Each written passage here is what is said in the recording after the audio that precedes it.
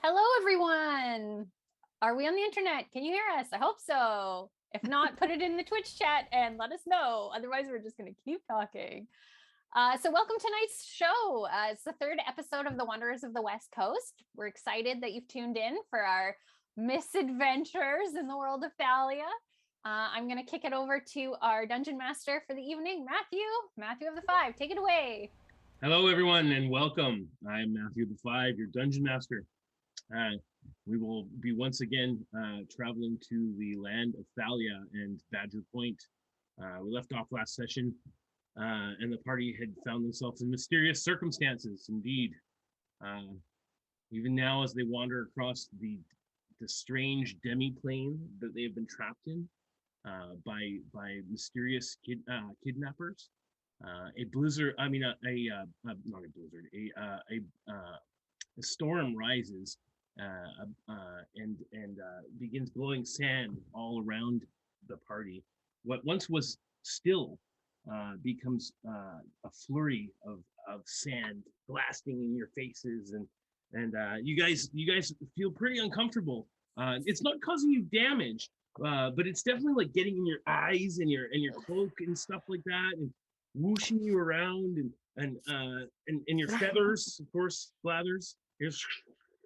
You find yourself covering yourself up. Definitely not flying at this moment. And when the storm abates, the sandstorm abates, it is calm again. And in the distance, just at the edge of your vision, and this strange blues and sand landscape, you see a table and chairs and a lone figure sitting at them, some 500 feet away. And you look around and you notice that Peridot, your companion, seems to have gone missing. Dun, dun, dun. So we're gonna go to the characters, and as you approach the strange figure sitting at the table, we're going to introduce our characters. We'll go with Andrea first. Andrea, tell us about your character. So I play Tala Donhart. She is a human chef. At least that's what she says she is. She wields a cast iron frying pan, and the warning to the wise is don't insult her cooking, or she'll get very angry at you. So she's got like long brown hair that's pulled back into a braid. She's fairly muscular. And she's probably got her frying pan up. She was using it to shield herself against the sand and the storm, and she's kind of looking around looking for her friend Peridot, and sees the weird table in the distance. Yeah, Peridot has gone missing for some strange reason. Next, we will pick up with Ayla. Ayla, tell us about your character. Hi, my name's Ayla, and I play Azure, a monk barbarian Triton. She's fairly short for her race, then she's got short hair and like flared ears and a lovely shade of cyan. She wears this gorget that kind of like looks like coral, like it was made from coral, and she's probably a little bit more alert and just always kind of watching around from her, because for more militaristic background, and just kind of on edge because this is a little drier than she would prefer to be in. This is not what she's used to. Quite dry, yes, and unnatural. In fact, this is not a natural desert. For those joining us for the first time, we are on a strange demi-plane that seems to be magical in nature. Next, we're going to go to Blair, our strange magical natured character. Blair, tell us about your character.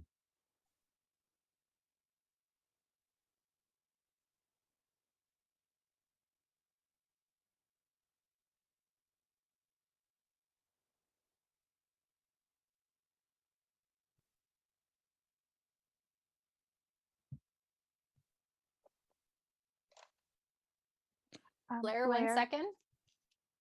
They can't hear you. They can't hear you. No. We're professionals, not at all. We are not professional. We are amateurs playing D&D for fun and for your Yep. entertainment. Please Oh. laugh. There we go. I had it muted on the Streamlabs, not on Zoom. So If Micah- they're laughing at us, are they not entertained? that's right. I'm here to entertain. Yeah, Blair is muted. Well, he wasn't muted. Well, yeah, he was. Okay, so hi, I'm Blair. I play Auckland. Auckland is a Goliath sorcerer. He comes from the northern mountains, so he's really uncomfortable here for two reasons. One, it's really, really hot, and he feels sweaty and icky, and the sand just sticks to him, and it's just really unpleasant. And two, it's really flat. He needs mountains and trees and stuff, so he can get orientations and bearings and stuff. So he's really uncomfortable. But he's looking forward to getting out of here. Yes, no doubt, no doubt. And yes, joining us as a guest today, we have Drew. Drew, tell us about the strange character who is sitting at the table in the distance. You can see 4 figures approaching you, and the 4th will be described to you in a moment. But tell us about your character sitting at the table. Hey, I'm Drew. I'm going to be playing Tillicent Sprocket. She is an artificer. If you'll have a look at her, and if you asked her, if you have a look at her, you'll see like she's relatively tall for a young lady. Just like the straight silver hair, got these like big chunky like mechanist like goggles on like over her eyes. Covered in soot, like just constantly, like you feel like you shouldn't be able to carry this much soot with you just from one location to another, and yet she manages it. Wearing like full set like coveralls that have been like clearly been like torn and repatched and like put back together because she just like she loves this particular pair. All kinds of like little pockets and such and like this big chunky backpack like filled with like gear and gadgets and like whatnot. And if I'm like kind of reading the scene correctly, I'm guessing like she's sitting at the table and like sees everyone else approaching. Yeah, there's you're sitting there, and there are 5 other chairs in front of you, and these 4 figures approaching. Oh, she like sees you and like it's like if you saw a friend who had been waiting like a bit too long, like that level of excitement, even though she's a pure stranger. She's like, oh, hi, hello, hi, hey, hi. And I should mention in front of you on the table, Tillicent, is a board game known as Gnomish Checkers. It seems to be missing a few pieces, however. She like steeples her fingers and like gets down real close to the board and notices that the pieces are missing and just goes, Indeed. Now you came here by way of arriving in Badger Point, looking for equipment for your inventions, as there are a number of gnomes of artifice living among the people of Badger Point. I don't know if you're from Badger Point, as you said you believe your character is a gnome, or perhaps you were raised by gnomes. But if not, you came afield and you fell afoul of some nefarious artificers and were kidnapped and placed here. This is when you had much the same journey walking to this table as the others. However, you arrived earlier. And last but not least, we are going to hear from Torsten. Torsten, tell us about your character and yourself. My character's a walking owl. He's very neat and tidy when he can be. Everything is in its place. And at this very moment, he's finished picking out a couple of bits of grains of sand that are bothering him. Notices Peridot's missing, but there's a different female sitting at a table several yards away. So he's just going to do that thing where the owl puts its head down and then just waddles forward just with its head down like, who the hell are you? And I would like to mention too, the part of the reason you just feel more comfortable walking than flying at this point is because the air itself just doesn't seem to have the same oomph to it as you're flying through it. Like it almost feels like it doesn't support your weight as well as it. Oh as no! Yeah. Blathers has put on weight. Oh Yeah. no. Either you have put on weight or the area, the air. It's just There's something. It strange. has to be the area. Blathers didn't put on weight. Definitely not. Not within a few minutes. Definitely. So as you guys approach, the five of you, you may greet one another as you come within hearing distance. Tala will approach with her frying pan in her hand, and she's kind of like looking at Tillicent, like, "Are you Peridot? What happened to Peridot?"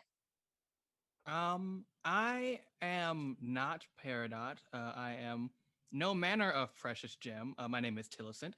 I am very pleased to make your acquaintance. She does like a little bow, and like a bunch of like gears fall out of the bib of her coveralls, and she quickly tries to gather them up. Oh, hello, Tillicent. I'm Tala. These are my friends, but we seem to have lost a friend. So, but nice to meet you. Oh, wonderful. Excellent to meet you as well. I'm sorry about your friend. I'm actually a little spacey on the details of how I got here. I mean, I know in the broader sense how I got here. Got in a little trouble, but that's Tilly, getting in the scraps and such. But how did you guys end up here? Maybe we can help help one, help another, and all that good stuff there. You say you got here by getting into trouble. Is that trouble following you?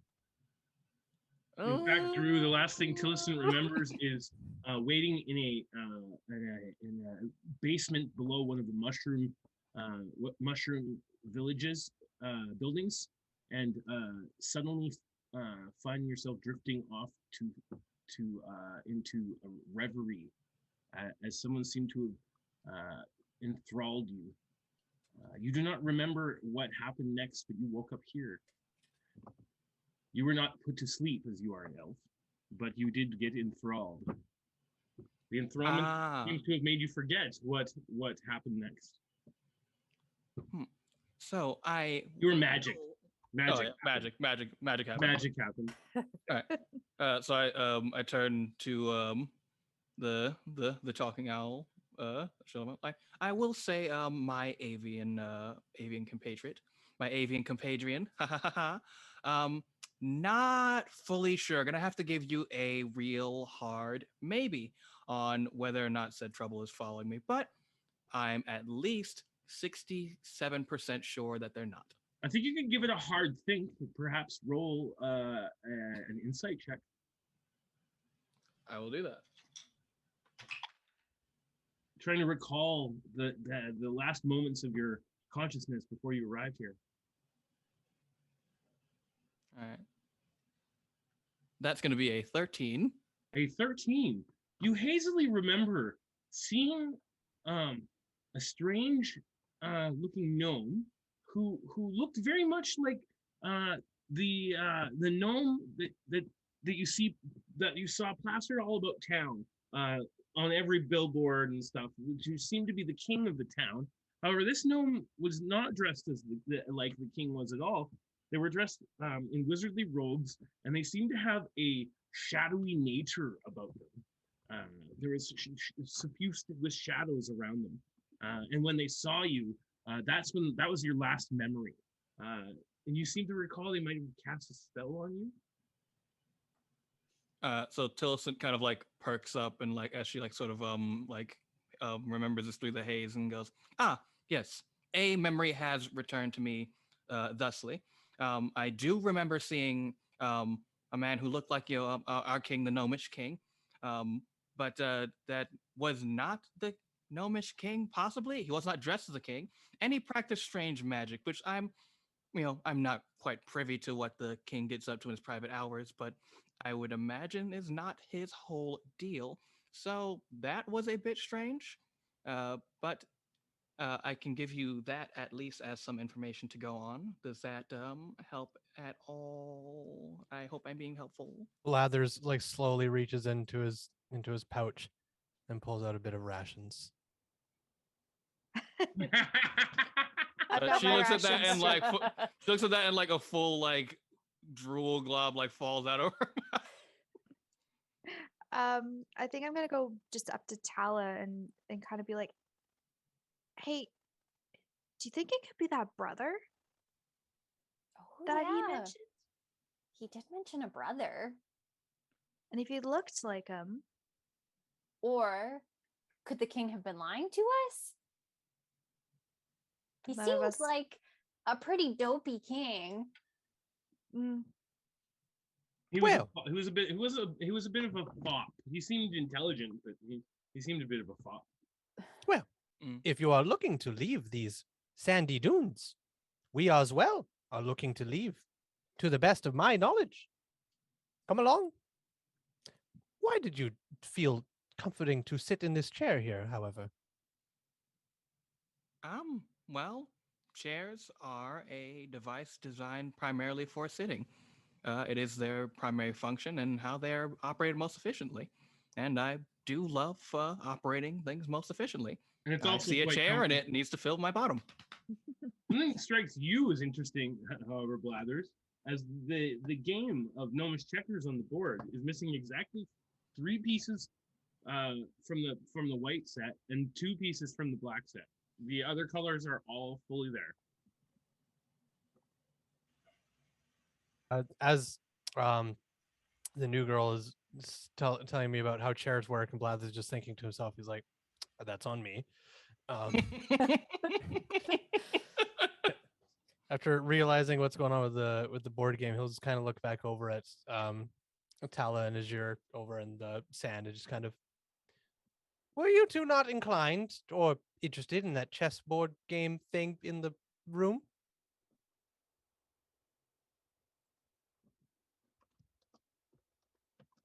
No? Okay. Huh? I don't. I don't have any proficiency for games. No, but what wasn't it you You have and no interest in somebody games. else? Wasn't it you and Peridot who took very great interest in that game in the king's room? Possibly. What game? What game are you talking about? I don't quite recall. It's been The one it's where So been you a guys bit have of a day. you guys have The- 5 gems, 3 moonstones, Yeah. and two what did I call them? There was something tears. Anyway, I don't remember. They were like a gem, a black Yeah, gem, the moonstones and the elven tears. and the elven Yeah, and- tears. Yeah. Correct. and someone was trying to make the connection to like They're they all could made to- checker pieces for that game, Mhm. and I was like, I think it was Peridot and somebody else. That's why I was pointing at those two because I was like, I think it was one of you two that was making connections there or something. Well, maybe. Yes, that's the ones you found on the Darklings. Yes. Yeah. Mhm. Well, maybe we need to play the game.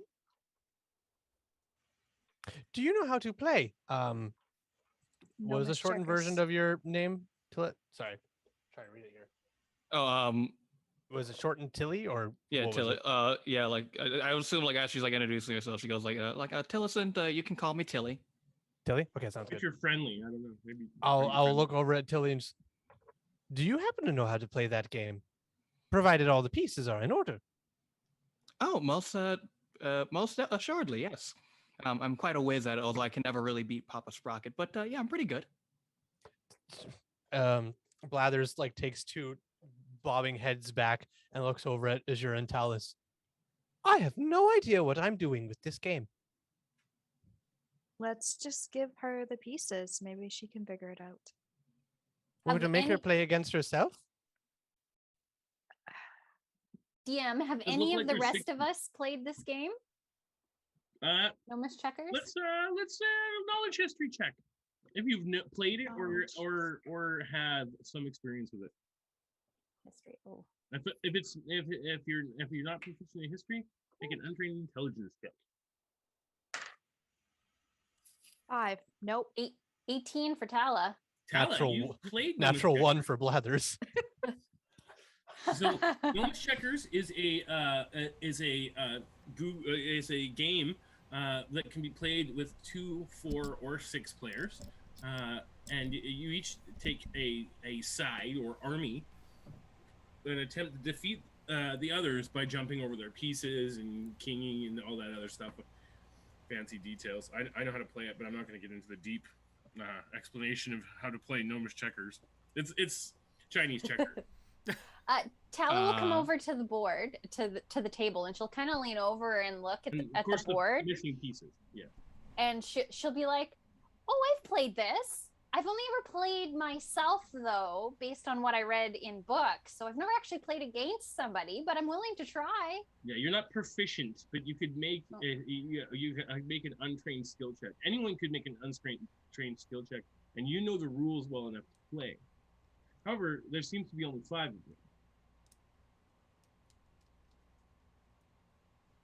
them. Have a 4-person game. I am inclined to watch, seeing as I rolled a natural 1 and don't know anything.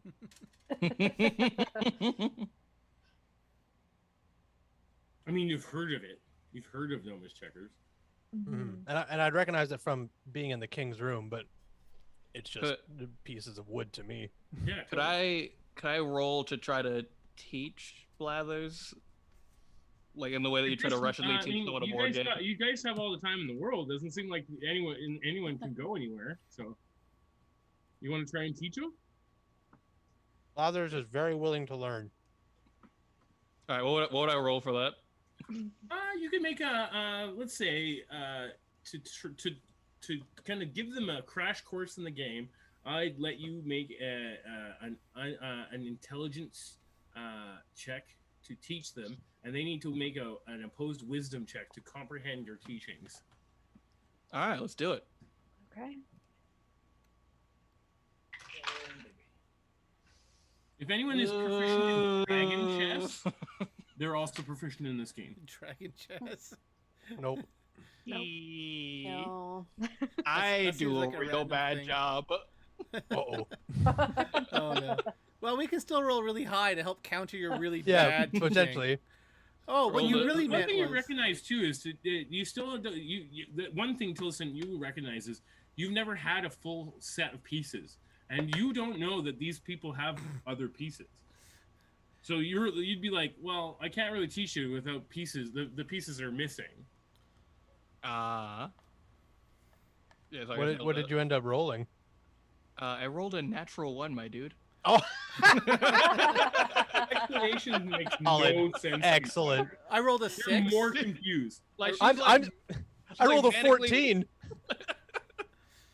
She's like manically flapping her arms, and she's like, it's like when someone tries to like explain a show to you that's like 8 seasons in, and they're like, all right, so the Duke, and you're gonna hate the Duke, but like she's just going like way back and forth and like over explaining and under explaining every step of this game. Blathers thinks he's getting it and is flapping his wings alongside her, like, oh, yeah, I got it. That makes sense, totally. And then afterwards, probably going to look at the table and be like, all right, so if I. Wait a minute.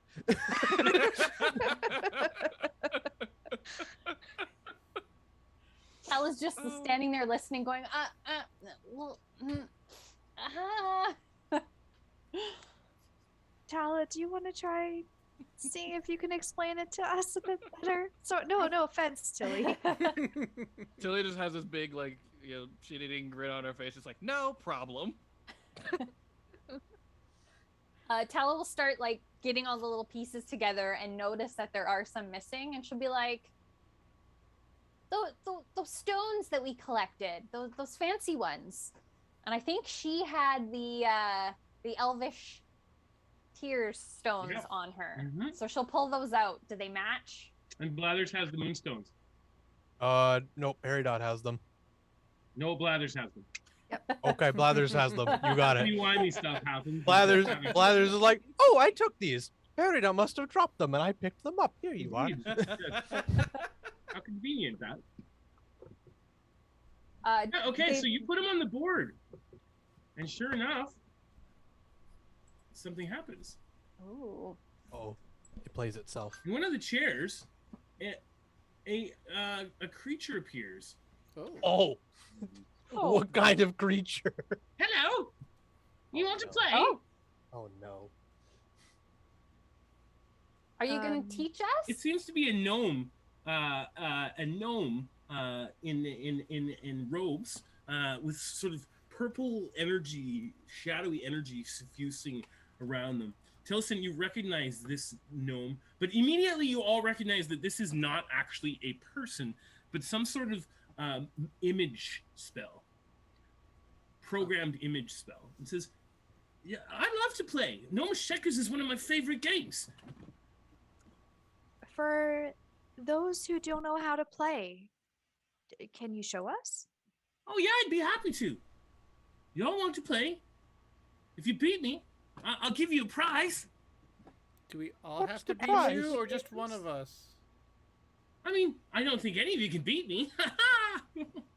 And I meet. this, What I happens immediately if look we at- lose? this gnome looks a lot like Joros. He looks almost identical to Joros, except there seems to be like this sort of like he's got like one of his eyes is like all twitching all the time as he's talking, and he's like he doesn't really seem to like, reference even the illusion. Doesn't seem to reference any one of you, and looks quickly at each of you. Yes, I'd be happy to play.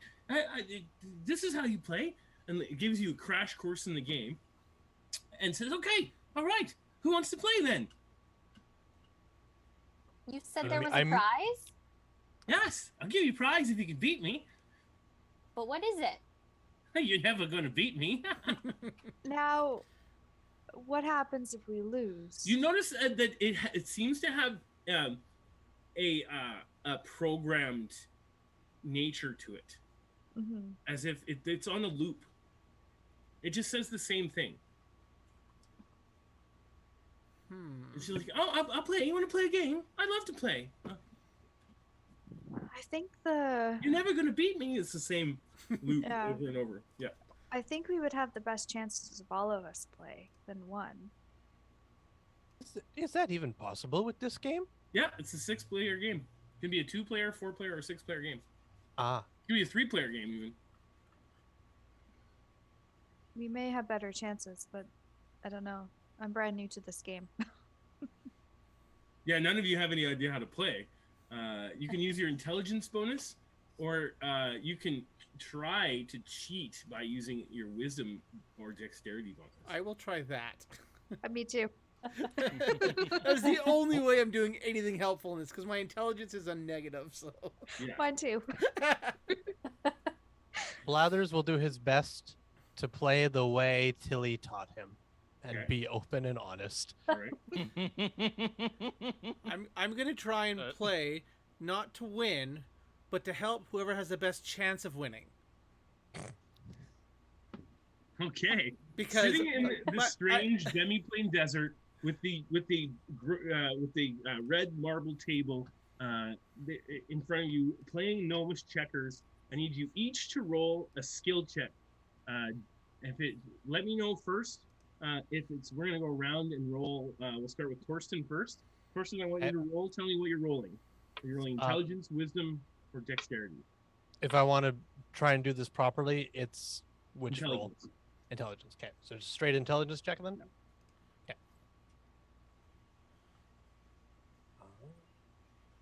17. 17. Ooh. All right. Next, we're gonna get Drew to roll. Tillicent. Cool, yeah. Let's use a different die than the one that rolled the 1.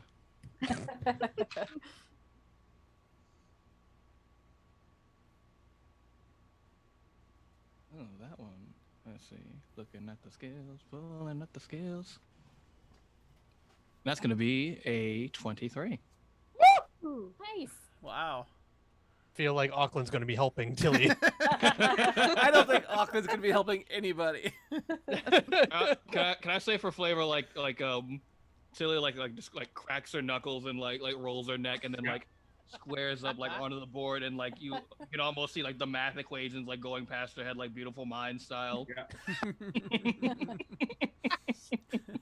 I totally. and Always you 3 see moves it, ahead. Like, Oh the game my is, no, this is a 6-player game. A 6-player game. Okay. So next, Blair, I'd like you to roll. Is there any way that I could somehow find a way to persuade him that what I'm doing is correct instead of rolling anything else? Because my persuasion is way better than my wisdom of +1. It's a programmed illusion. Oh, okay. All right, so I'll be adding my wisdom modifier of +1. Excellent.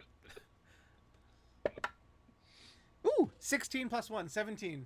Hey, we got the 17. same. Let's go. All right.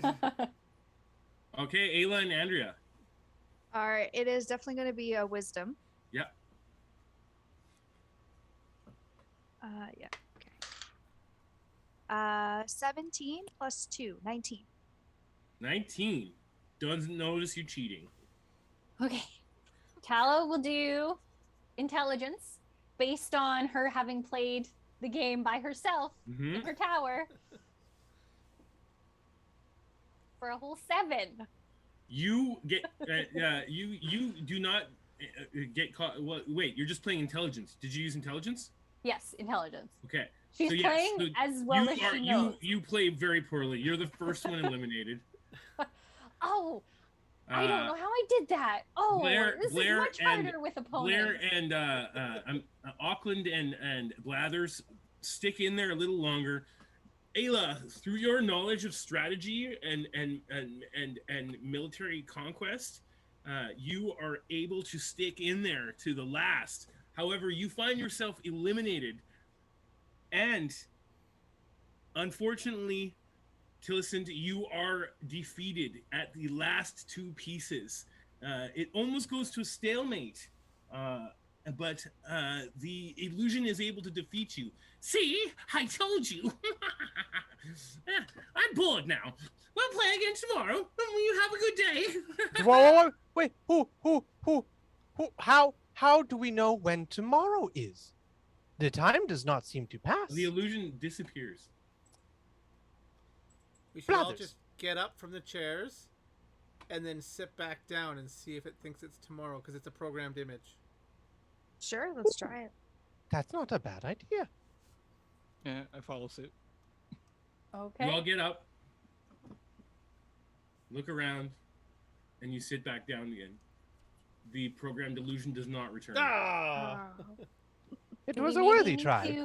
do we maybe need to change chairs?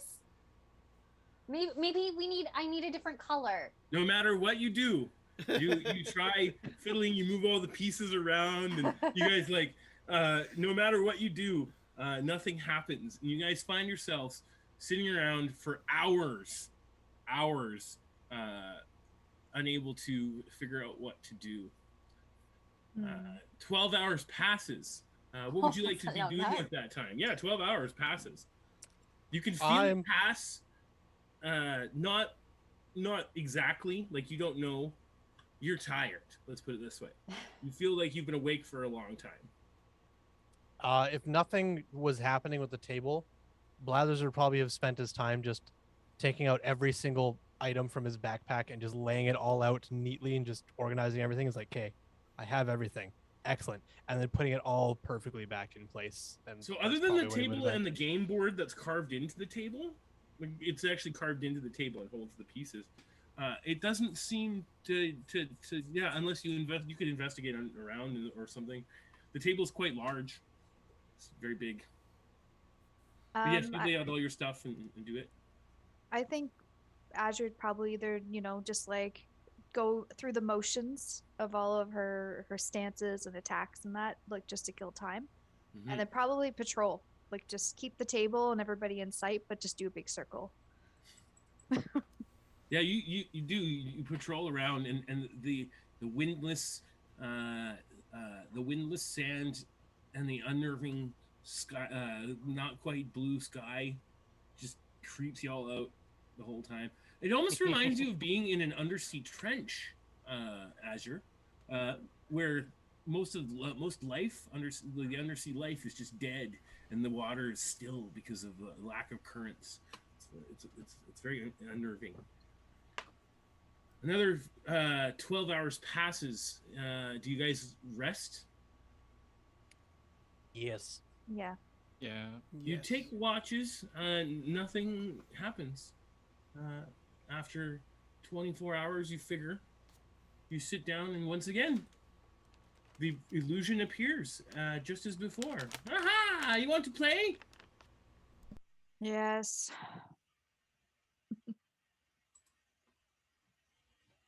Tilson is kind of like Hey! because she got like way too close last time. She's like, I got you this time. I'm ready. Freaking ready. Ooh. bouncing up and down in her chair. Blathers is feeding off of Tilly's enthusiasm. Because Blathers is still like, Tilly taught me. So if Tilly is feeling good, then I'm feeling good. All right, everyone, roll off, please, and let me know what you got. And if you're cheating, let me know what you rolled specifically, so I can tell you if you get caught cheating. Ooh. I am going with wisdom, so it's an 11. Cheating. Oh, you do not get caught, I am Fine, cheating, it- and I rolled a 10. and you do not get caught. Whew. I am playing honestly, and I rolled a 17 again. Nice. Okay. I am playing honestly, and your boy got a 14. Tala's playing honestly and got a 19.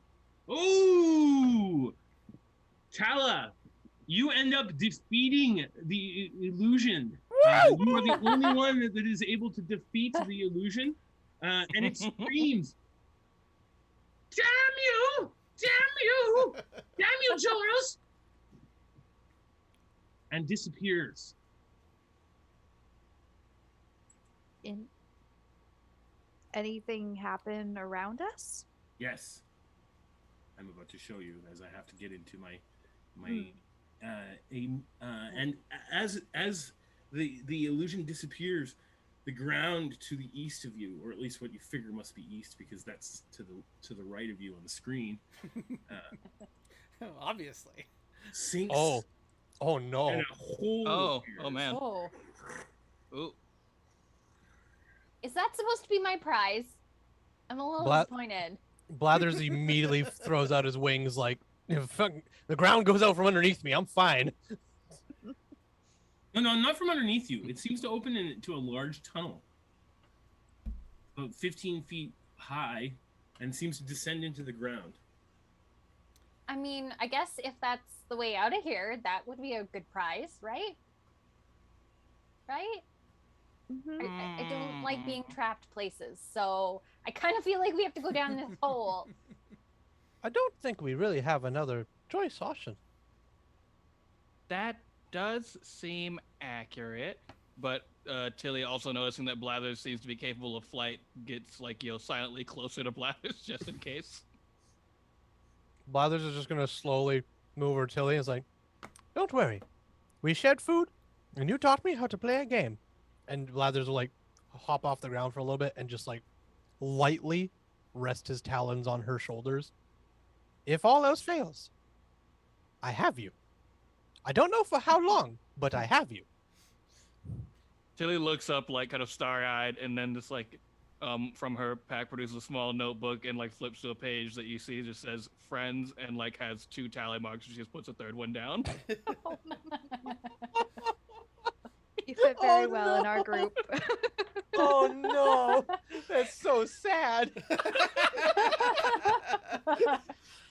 Tilly She's like, today is an absolute win. I got trapped in a sea of nothing but sand, but it was a win. Oh man. All right. Well, on that note, I will lightly move over towards the hole along with Tilly. I'm gonna scoop Uh, all the player pieces into my coin pouch. All of them? All of them. The other ones seem to be comprised of some other semi-precious stones. Each of the 6 colors seem to be a different stone. However, you don't have a good chance to figure out exactly what they are, but there's quite valuable, quite Nice. valuable there.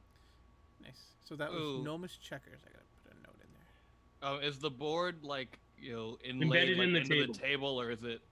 Embedded in the table, yeah. Dang it! Yeah, I can't, Okay. I can't steal the board. I thought about that too. I'm like, I'm not taking the table. Can't take the board, but if you really want to, just. Unless you had a bag of holding or something, then you could take the board. I mean, you are a Goliath, so you know. That is true. I do apologize. I have to take this. I'll be right back. Continue. It's all good, AFK. One question I wanted to ask is when the illusion was playing, how were the pieces moving? Were they just like illusions themselves? They were moving. They were moving. Yeah, Cool. they were being picked up and moved by the illusion And That's cool. seemingly by magic. Yes. This whole place doesn't seem natural. In fact, looking into the cave, it's the first natural thing you've seen. And like you look and it looks like you can see here dripping water and like roots. And it looks like it's a mix of soft and hard earth. And it seems to go on for quite a distance. Does it look relatively dark? Entirely dark.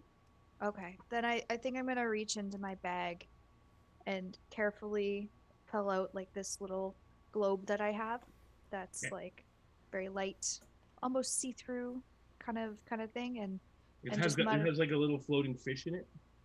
yeah, it's covered. It's got like the seashell in I there. know. I think it has And- like a little floating fish, and you turn it on. It's a drift globe, right? Yeah, it's a drift globe. So I'm just gonna speak a little word to it, and I'm gonna have it just hover and follow me. And inside, the glowing fish lights up and starts swimming around. It's like then this golden light emanates. So it's a drift globe that has a magic fish in it, Tala is just raptured by this. She's just like, and it floats on oh its my own too, right? goodness. Oh. Not to be outdone, Auckland is going to pull one of those semi-precious stones out, cast light, cast mage hand. The mage hand will make it float around for him. It's like, see, Yeah. I can do that too, guys. Tala would like to make an insight to see if this is the lights that she's seen When in you the cast sky. the light spell, you feel the slightest pin of your wild magical nature just tickle. And you're like, oh yes, magic. Oh yeah, oh yeah. There's Right. that. It's okay. Yeah. It's all good. No big deal. Ruh-roh. Yeah, it's just a light cantrip. So. Yeah. Yeah. So, who's leading the way down the tunnel? think I'll probably head in first, Okay. or just Marching on order, on Azure's edge. first. Yeah. Tala's behind Azure. Yeah, she will go behind her. Near Okay. the lights so she can actually see. Yeah, for sure. I Who's think next? I'll probably have it like Bob behind me so that I can actually keep some of my forward vision. Yeah. Okay. Cool. I'll give you a token for it when we get on the next map. And who's after Tala? Auckland or Tilson? Yeah, I'll go next. Uh, Here we go. and I'll Okay. follow after. And Blathers will bring up the rear. Because they are our sneakier. I'm just a fellow. weak sorcerer. I don't want to be stuck at the back where we get ambushed. I mean, that's where we want the sorcerer, isn't it? No, not when you get ambushed. They gotta be the meat and the sandwich. Gotta That's be in the right. middle. You got to be protected from both sides.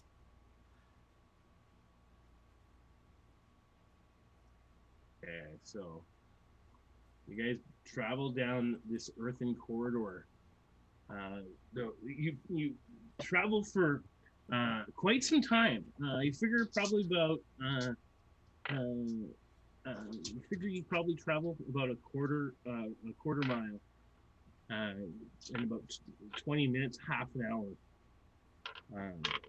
As the tunnel sort of winds and goes up and down, at points it begins to shrink and almost gnome sized.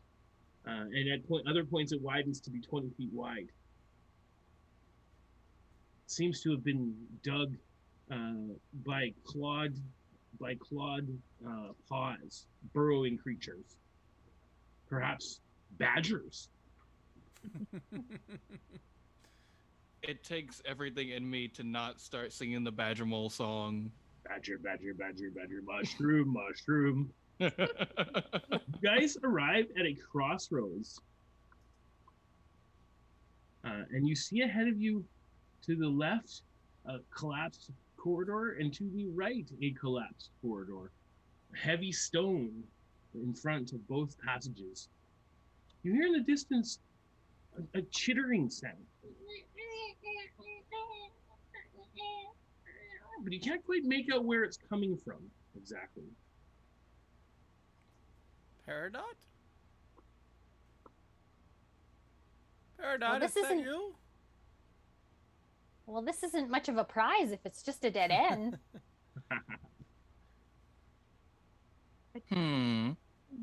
I am beginning to suspect this may not have been a prize at all.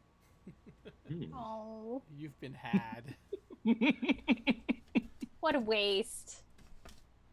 So before you are stone, crumbled stone walls, and around you earthen rooms. What's everyone's intelligence? 8. 8. 8. 15. Like bonus or score. What's your intelligence? Your number. Jeez. That's I've got a +4. I think that's So you probably got like 16. Or yeah. Oh no, +4, so you probably got 18. I think it's 16. 16. I think. Oh yeah, I know what I mean. Yeah. So that's probably So yeah. So looking around, you get a sense that something's not quite right here. You can't really put your finger on it.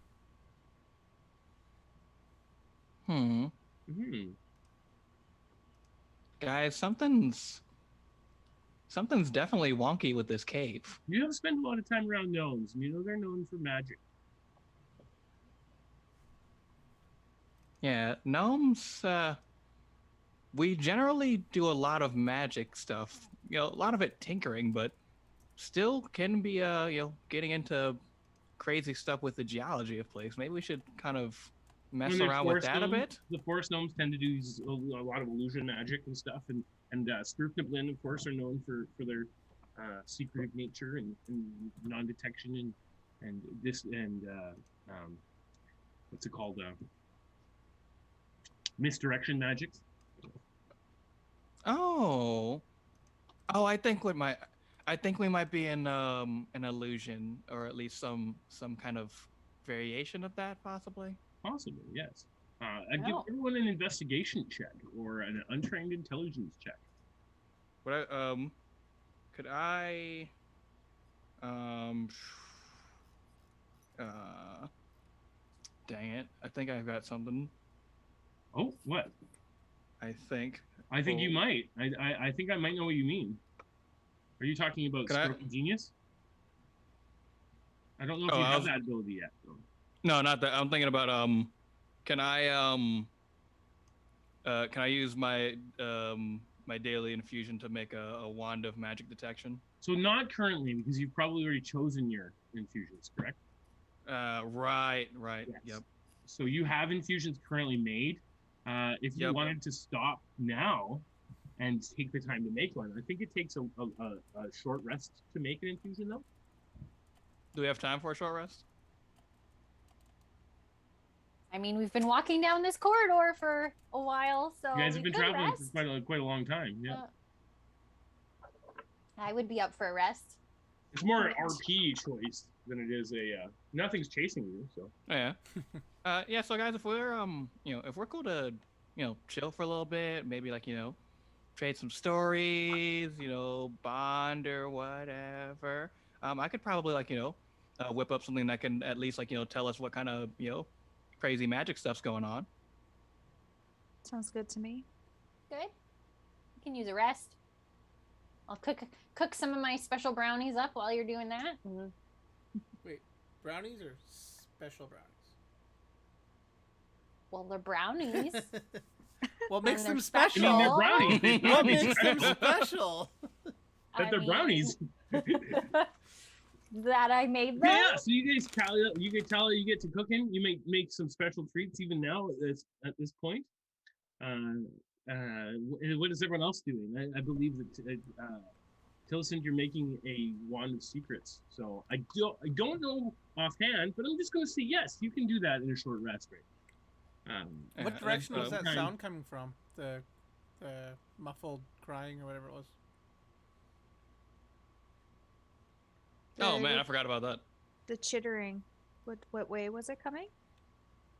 Scared now. Oh, the sound. Oh, you mean, I was like, what? I thought you meant in real life. Like, No. What are you talking about? I was like, no, I was so like, okay, you're talking about the game. The chittering sound, there did seem to be a chittering sound somewhere in the caves nearby. You could make a perception check.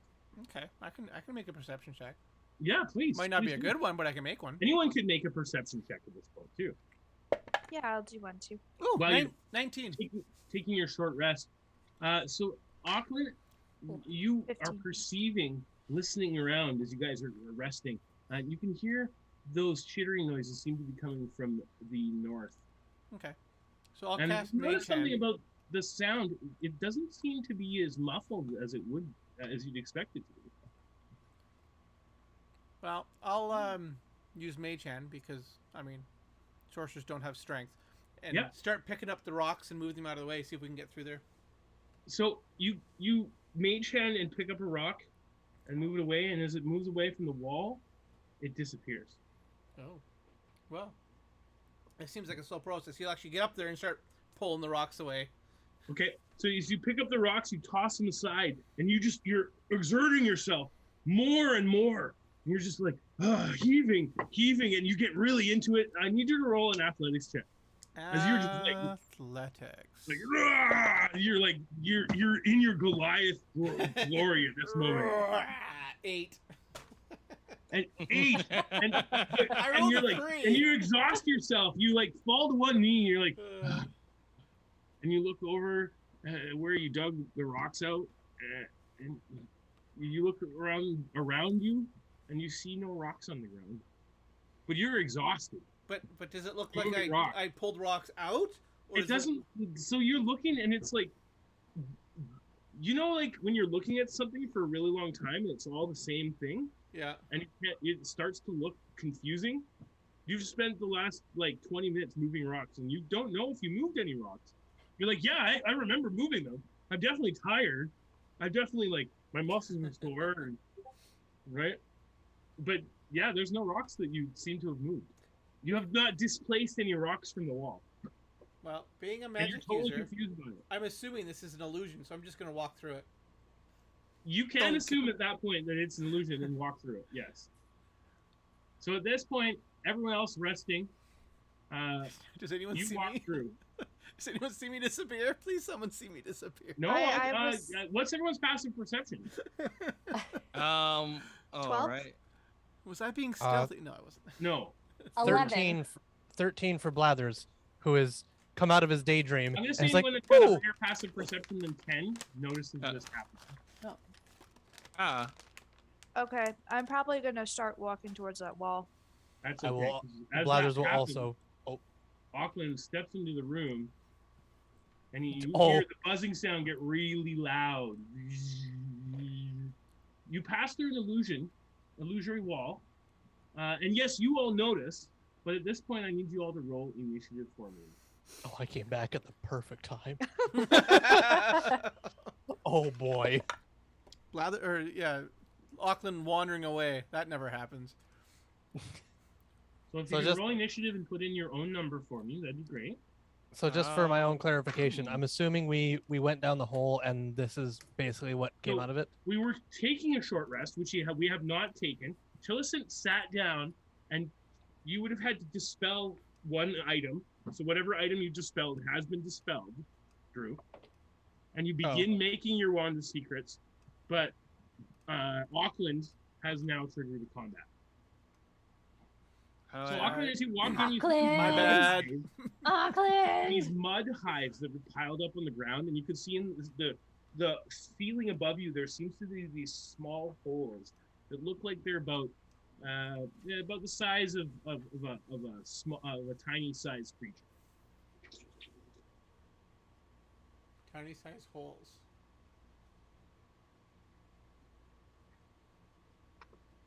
Indeed, and I will roll initiative for my creature.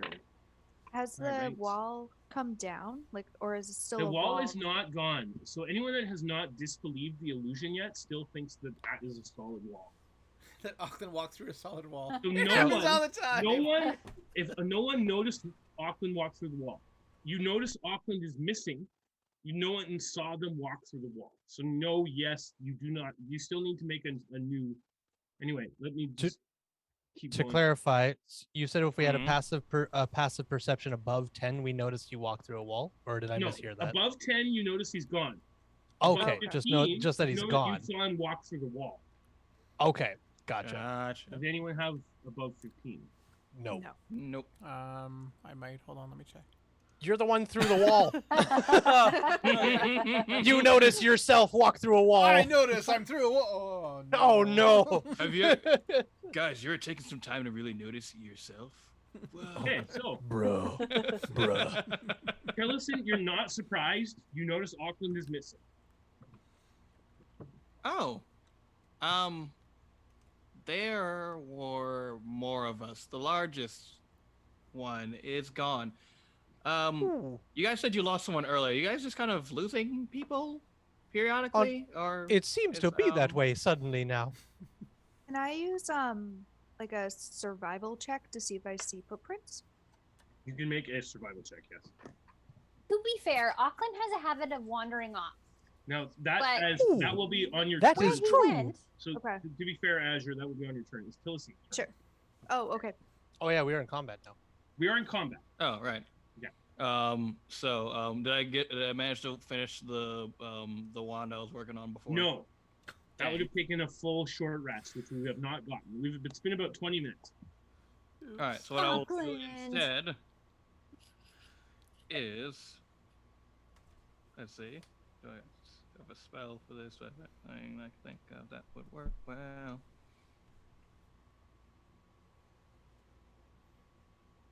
Wow, dungeon time. So I will mention on yeah. So what would you like to do? Anything? Something?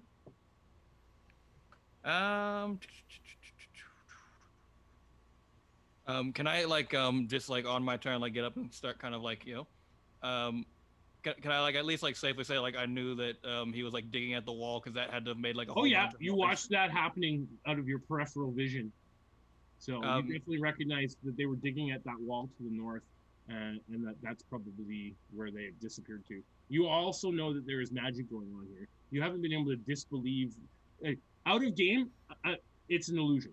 You can like your I'm trying to character hasn't been reconcile able to that. disbelieve the illusion. You I'm trying not to like recognize- metagame it. You can sort of metagame it, right? At this point, right? Yeah, like at this point, I also like I guess she's kind of putting two and two together and like kind of starts like poking at the wall a little bit. Yeah. So yeah, play it that way. So you have your movement, etc., etc. I'll totally allow that. I could, Yeah, can't physically see through the illusions. I'll say like Tilly like kind of like looks back at everyone like, if I knock myself unconscious, please take care of my unconscious body, and then she runs head first into the wall. Okay, sweet. Blathers. Ooh! Wait. So are you gonna dash? Because it would take a dash to get through the wall. Full dash, just like full, like a more world weary person would be like, I'm gonna like walk at a normal speed and hope this doesn't hurt me. Like Tillison's like, You full to dash. test this, full sprint through this, full sprint at this So wall. you can place your token anywhere in there that you want because you'll be able to get anywhere in that. And you Alright, do let's see a see. doorway here as well. Where am I at? Oh, there we go. I can place myself anywhere in here. There's a doorway right there. Oh. I am okay, moving it. Yeah, I'm super not good with like D&D Beyond, so I'm just kind of Oh, I good. think this is how I move myself, and I'm over I can move it for you here. too if you want. Yeah, there you go. Yeah, there we go. Perfect. I go And to you there. hear the buzzing, and it's coming from these what looks like hives in front of you. Blather. Blathers, What- you do fully watch Tillison run through a rock wall. Yeah. My eyes are the size of dinner plates. Tilly's like, take after my body. Thump! It's like, whoa! I need more context. And then thump through the wall. Whoo! And just fucking Bladder's wings out and just, meow, just fucking goes right in the wall too. Tilly taught me everything I know. Meow, and I just go through the wall. Can I like like right after I ran through say that I yelled at as loud as I can after realizing I'm not unconscious. Just, I'm okay. Yeah, totally. Yeah, for sure. So Excellent. Blathers, you could get anywhere in there too. Perfect. Bladders will come right through and stop Susie through the wall. And as you And pass through the illusion, you automatically disbelieve it, just so you know. Excellent. And then I'll Yeah. fucking screech with my talons on the ground and see Auckland and Tilly. "Who?" And then I'm assuming, do I hear the buzzing as well now as well? Yeah, now it as well. sounds like a droning. Okay. And And you said it would take my action to dash to get it through would, there. yes. So you, Okay. the three of you in the room, Okay. Then in that case, do I still have my bonus action? you do have your bonus action as long as you have something that you can do with a bonus. Potentially. Give me a quick momento. I am going to. Do I see the source of the buzzing, or do I just hear the buzzing? You get a pretty good idea that it's coming from the hives in front of you. Okay. Can I also Also- see those 3 dead, or at least the 2 Yes, dead bodies in the dead bodies. skeleton? They're dead gnomes. Yes. Oh, they're dead gnomes. Okay. Oh, damn. I'm sorry, Tilly. All dead Tilly gnomes. notices the skeletons and goes, ah! Yeah, one's been there for a long time and one's less. But okay, so Okay, then I will use my bonus action to invoke my Crimson Right. sweet. Give me your D4 damage. Yep. I'll hurt myself Yes, you slash. for a grand total of 1. I hurt myself for 1 point of damage. Could be worse. Oh, I just spilled something. Give me 1 second. Oh no. Oh, it's no big deal. It's just a glass.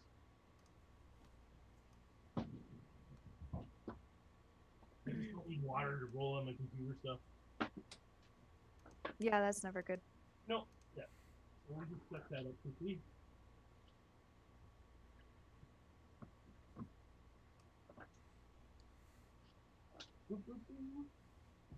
But, I'm back. Okay. So the strange buzzing sound reveals itself to be sturges, strange insect-like creatures that look My. almost like a combination of a bat and a mosquito. They come flying out of their hives and swarm you. 2 of them each attacking you. First one attacked Auckland. I should just, in case you want to know, Matthew, the right I chose is Right of the Storm, so I'm doing lightning damage. I know this. I looked it up. Okay. Yes. Ah. I know things. I DM and I know things. The second one attacks you, Auckland, for Sturge. Where is my Sturge? There it is. So the first attack is a 3 Whew, plus that misses. 5 is an 8. Oh, The phew. second is a 15 plus 5 is a 20. Auckland. That's Oof. unfortunate. That's a hit, Yeah. dealing 5 damage, and the Sturge attaches itself to you. Ah! There's the 2 barbarians just We're just hanging out. Yeah, right? having some salted taffy, like Chilling like, man, sure hope Blathers isn't getting destroyed by bugs. It was really weird watching those 2 go headfirst into that wall.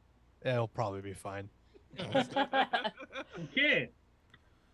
Lathers, 19 to hit. Yeah, Sorry. absolutely. 3 damage, and it attaches itself to you Oh no. Okay, and begins draining your blood. that's unfortunate. Second one attacks you for a 9 to hit. No, That misses you. that one can suck my feathers. Millicent, my first dice rolled on the ground. 18 to hit.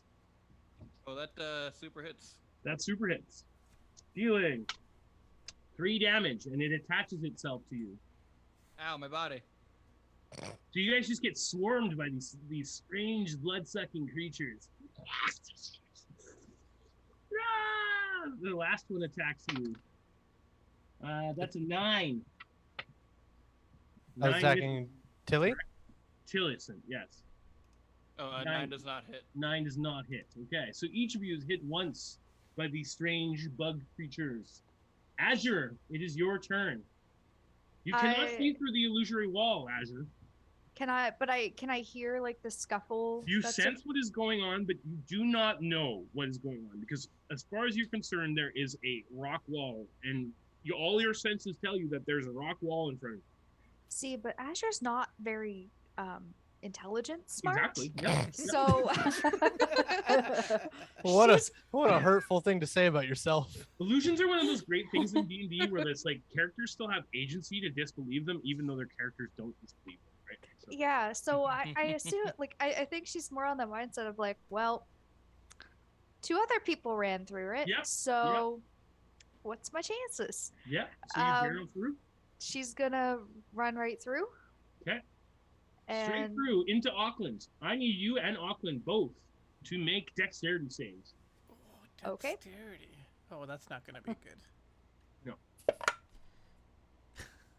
Well, it wasn't a 1. oh, not 20. You crash into Nice. Auckland, and Auckland is 22. knocked prone. Sorry, Auckland. It's all right. No big deal.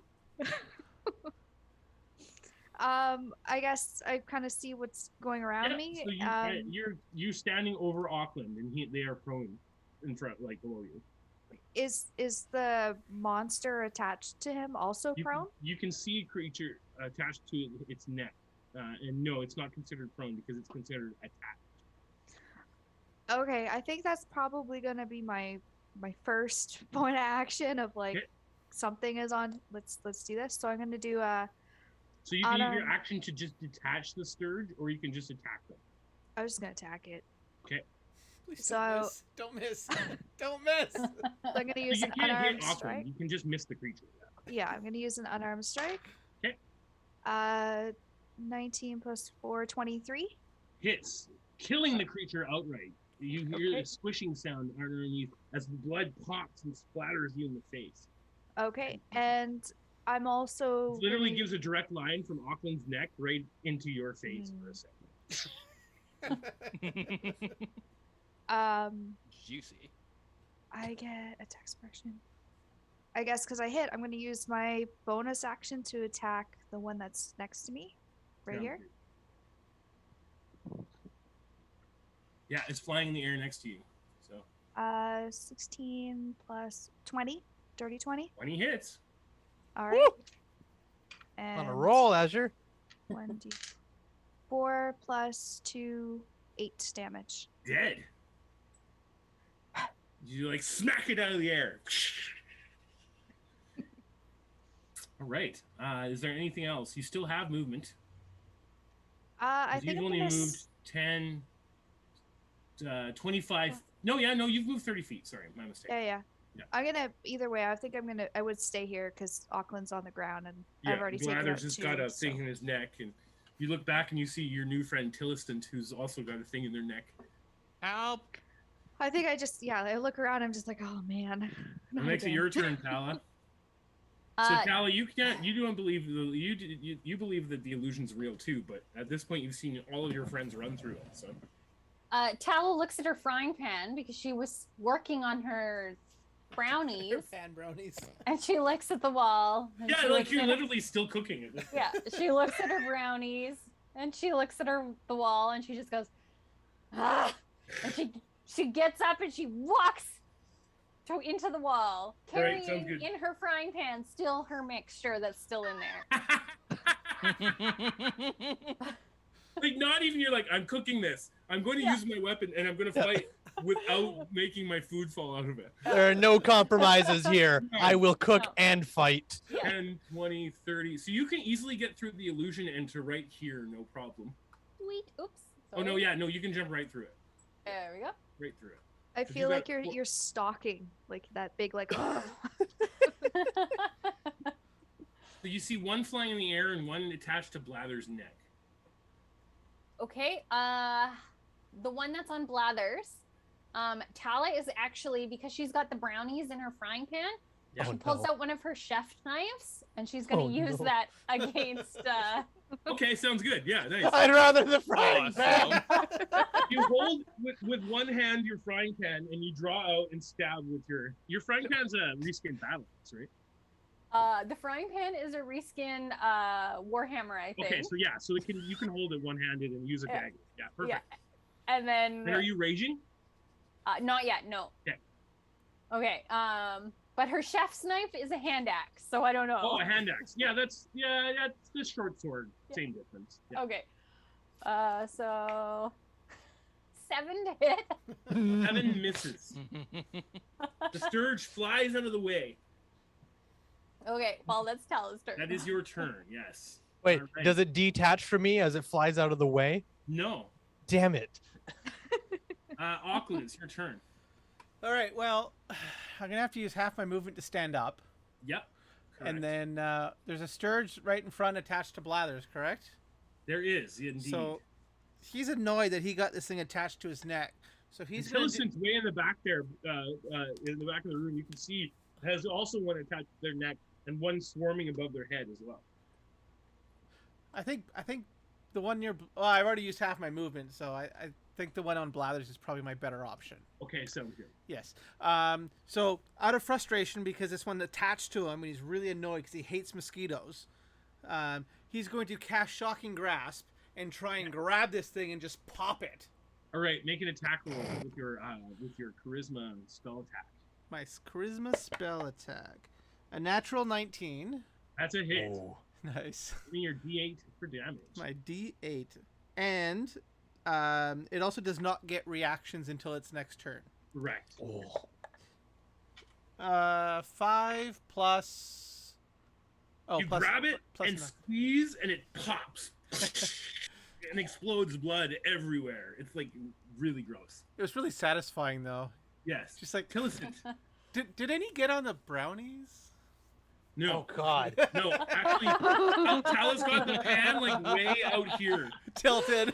No. Yeah. Just want to make sure I don't get in her bad books. That's all. She's got her Dutch oven lid on her Okay, pan. good. I'm literally imagining just like the Sam Raimi Spider-Man movie. Yeah, because I feel like this is. It goes in the air and just like catch flawlessly. Yeah, totally. You just know that this thing is like the deluxe chef's. Like you can cook anything in that. It's got the Dutch oven lid and everything. Right. Sweet. Okay, so Tillison.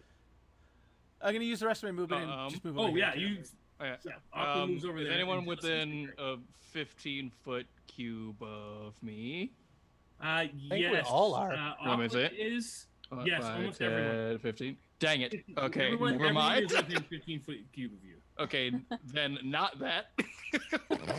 However, what I will do Appreciate instead. Depends on whether your character. No, I mean your character might have a scorched earth policy. There's freaking like. Tilly just looks over at Blathers. I'm sorry. No! Whoa! Like Tilly considers Thunderwave and then like thinks about the pack in her book and how little tally marks she has and then thinks against it. Instead, I want to use my Eldritch Cannon. Okay. Oh, So boy. bonus action, you summon your Eldritch Cannon. Alright, I would like to summon it like handheld style. Handheld. Oh, Lord. And how does it look? Is it like a gun, or does it Yeah, so like, it roll out looks of like your arm, or? so like literally like she like pulls it out and like it looks almost just like this kind of like steampunk-esque like big goofy looking like cannon thing, but like with all these like slots and levers and stuff Nice. on it. And so she like she picks it out and like she's like she like pops like little vials in there, little vials of like looks like chemicals and Chemicals, stuff that like will like she like interlocks it and like you hear it like mix together and Nice. Love it. Okay, give me your attack. All right, let's roll that out. Which one are you attacking? Probably the one that's on There's their there's neck. one on me, right? Yeah. All right, got it. Now that's a ranged attack, right? Or just remind me. It's a ranged attack. It's a 120, But 120 it foot range. is it a ranged attack that you shoot, or is it a ranged attack that's considered to be from an opposite source? Because you might So have it's from the- disadvantage. So it's from the cannon. I can either like have the cannon freestanding, or I can be holding it. I think it's disadvantage to attack then, right now, because you're in melee. Gotcha. Yes. I will. So instead of, I'm gonna exercise a faith. you I'm can not shoot. gonna. You can shoot across this one far away. Yeah, I'll shoot. Oh no! Wait, no, shoot because one you're of the still in far- me. My mistake. You're still in melee, so you still have disadvantage to attack. My mistake. Yeah, I'd say like I could shoot at can I shoot the far away one at like Still normal? disadvantage. Still disadvantage. Dang. Well, then I You might as could- well you shoot at the could- one that's like. Yeah, it's like you could shoot at the one near Tala. That would no longer be disadvantage. No, because as long as you're within melee, you have disadvantage to ranged attack rolls. Oh, to all ranged attack rolls. Oh Okay, yeah, absolutely. Yeah. gotcha. Huh, Okay, thanks. never mind. Unfortunately. Ignore me. Hey, it's all good. So I'll say like might as well I'm gonna take a shot, disadvantage or no, at the Yeah, just shoot the one on your neck. Just be like, yeah. I mean, they don't have great armor, so. Yeah, so I'll say like that whole sequence of like priming the cannon that Yeah, looks kind of cool, and then she just goes ew ew ew ew. Yeah, totally. Make your attack roll at disadvantage. Oh, I hope I get to keep that one. I do not. Okay, so what I'm gonna add onto that is is that my spell cast? Spell the fire. Sorry, I'm still very much getting used to Oh, this. it's all good. It's all character good. sheet. No worries. We're in no rush. That's my spell casting modifier. Yeah, it would be your spellcasting ability modifier. So it would be proficiency plus your intelligence. So that's going to be a 16 hit. 16 hits. Woo! Yeah, baby. Nice. Give me Hell some yes. damage.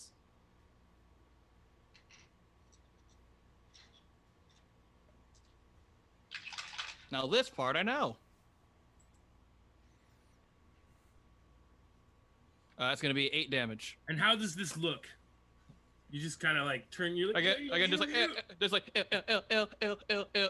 just like pulls the trigger, and then just like this eruption of like just like force and like it just looks like hyper pressurized like air, like it looks like it was meant to be like an anti-personnel thing that was like at a farther range is non-lethal, but definitely not at point blank. Sweet. Cool. All right, and it dies. Yay! It did. All right, so Blathers, that makes it your turn. I will take a long sword swing. Actually, sorry. So that one is still attached to me, right? No, the one that was attached to you was killed. Okay, so we just have the one floating next There are to two flying Tala in and the I. air still. Yes. Yeah. Okay, so neither one of them's attached to anyone. They're just in the air. Nope. Yeah. Excellent. Correct. Okay, then I will take a swing at the one right next to Tala and I, since it is right there. Sounds good. Strike true, my companion. Probably not. I rolled a 5 plus, plus 5, so 10. That's a miss, unfortunately. Nope. Okay. Well, in that case, Blathers is just gonna screech at it in owl, and then be upset. And that's about it. The creature's turns, as I deleted their initiative, but I remember that they were 13. So, the first one strikes against you, Tala. I got a 8 to hit. That misses. The second one strikes at you, Tillicent, and that is another 8. Apparently, my goblin cake dice don't want to roll well for me today. All right, and they both miss. That is the end of their turns, and that makes it your turn, Azure. Okay, so I'm gonna take one step up, and I'm gonna unarmed strike the one right here. Yep. So let's grab. So that is an 18 plus 4 is 22. 22 is a very solid hit. All right. So 1 plus 2, so 3. And then Kills the creature. oh, it kills the creature. Indeed. All right. Then I'm gonna take another. They are frail little things. Yeah, I think I'll just continue using my movement to go up. And could I still use my bonus action? Yes, absolutely. Yeah. Yeah. Okay, so same thing. I'm gonna bonus Yep. action. Ooh, this might not have hit. It's a 9 plus 4, 13. 13 doesn't hit. The creature flies out of the way, dodging your Alright. strike. That brings Okay. us back to our cooking companion. Still hot frying pan on the go. Yeah, so Tala will take a few steps forward and use her chef's knife against this one over here. Okay, sounds good. Make an attack roll. Yeah, I think actually because You could use. Well, I see how you made a chef's knife so you could throw it, right? That too. Yeah, she could throw it, but Yeah, that makes sense. he's gonna swing with it. Oh, that's a little better. That is an 18. Cool. 18 hits. Perfect.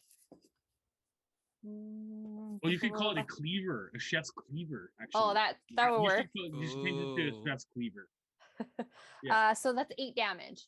Nice, and you chop it in two, and you find yourself wondering, what Sturge might taste like. Oh no. Oh. Oh no, you wouldn't eat it after you drain someone's blood. That's gross. Okay, the last Sturge falls, and you find yourself having vanquished the buzzing sound. Before you is a doorway to the north, and of course the illusory wall, which now you can see through and disbelieve. In addition to that, there are these 3 hives and the corpses of what looks like gnomes. 2 fresh and 1 fairly old. Are the fresh ones familiar at all in their garb or One of facial them features? is dressed. One of them is dressed like a priest of the Badger Kingdom. Okay, so we recognize the garb, but we don't recognize the actual gnome Person? itself. Not at all. Okay. And you definitely, the other one seems to be a merchant of some sort. Quick question. Yep. Badger Kingdom, like good or bad? Lawful good. So what the other party members have learned, and what you would know about the Badger Kingdom, is that it's a lawful good theocratic society that sort of worships the Badger King as their god. Gotcha. So it's like a theocratic monarchy. And it seems that the others mentioned to you that they met Joros, the Badger King, and they don't worship Joros as the god. They worship the original Badger King as a god. And they have real like how- clerics, and it's a real religion. So. Gotcha. So it's a sort of like a pharaoh type deal. Like the king's like supposed to be like the avatar of the gods, Yeah, or, like related so- to the gods. For you, your experience as a person who has a lot of experience with gnomish culture, most gnomes are chaotic by nature. Mhm. These gnomes are not chaotic by nature. That's the thing that struck you as strange when you arrived in Badger Point. Did you arrive by sea or land? However you arrived, your name was taken. They specifically wanted to know why you were coming to town, what your business was there, how long you'd be staying, et cetera, et cetera. They want to sign you a bunch of documents and make sure you don't break any laws. You saw a lot of authorities on the street, et cetera, et cetera. Gotcha. Yeah. So yeah, Tilson was like raised around gnomes her entire life, Yes. Yeah. and found that like very like ungnomely, I suppose, or like It is very from her unknowingly standpoint. from what you've experienced. Yes, this town, that's the thing that strikes you as odd. But they're definitely goodly folk. Like, there was no beggars on the streets. The streets were all very clean. But this underground situation, so you came here for some parts. Whatever parts you imagine them to be, cogwheels. It's just cogwheels. Artifice, Yeah, cogwheels. Cogwheels. And Fill up on cogwheels. Never have enough cogwheels. you didn't know that these were black market cogwheels. And so when you went to meet this person, this is when you found out this underground cogwheel deal was going Don't you hate it when that happens? When like you go to get some cogwheels and then it's like, by the way, we may or may not have like stolen these cogwheels, and it's like, at this point, I've already like kind of put a lot of time, and this deal is so good, I kind of really now I gotta get these cogwheels, and then they're like surprised. And then you I started hate- talking too much, and they're like, "Yeah, you're not going anywhere." I hate when that happens. It's the worst. Like, you guys, so I didn't. If I'd known these were illegal cogwheels, I wouldn't have wanted the cogwheels. But now that I'll take them, and I definitely won't say anything to anyone. You know, it's really odd that this town is so lawful. Hey, Yeah, she definitely started saying that she wasn't going to say anything to anyone way too many times, like Yeah, a yeah. suspicious amount of times. She's like, and for sure, I'm not gonna narc you guys out. no, Which she meant, but she said it too many times. So yes, now you find yourself in what I will refer to as the hive chamber. What would you like to do, my friends?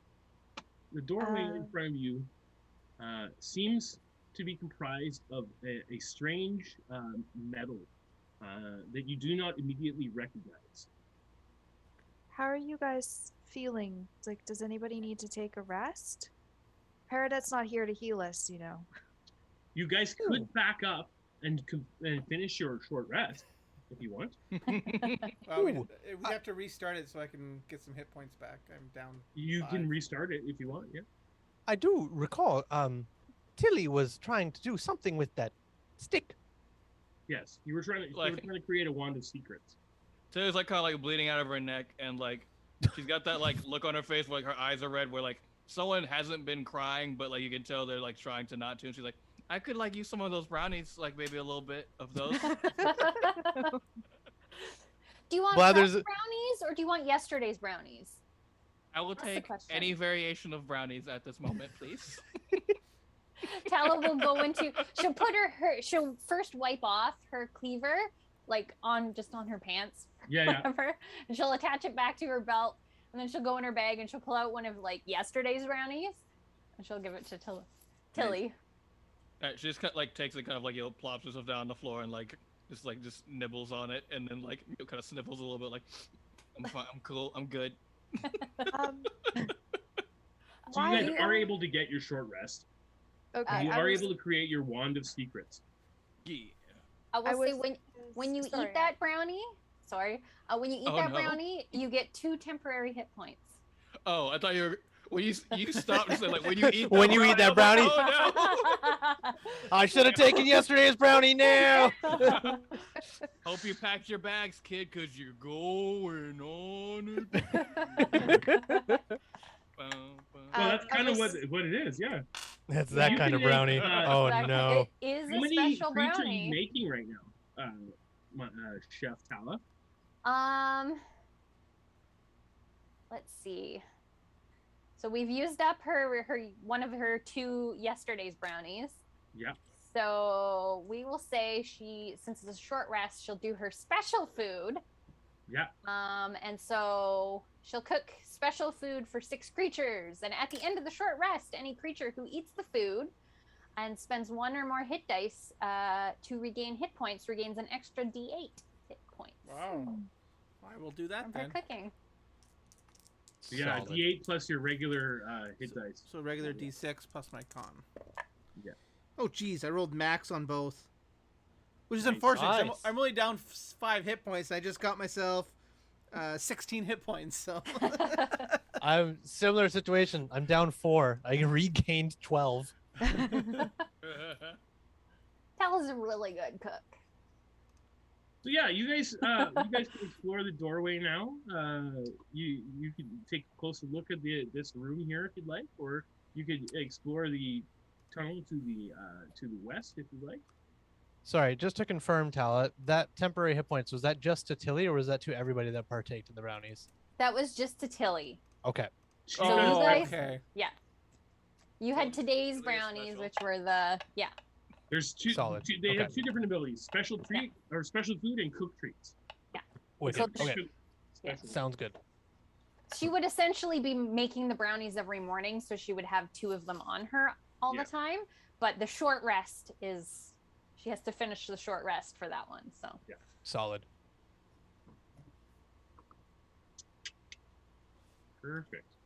When we were back in before the illusory wall, like were we able to In see the similar- demi-plane, the desert no. demi-plane.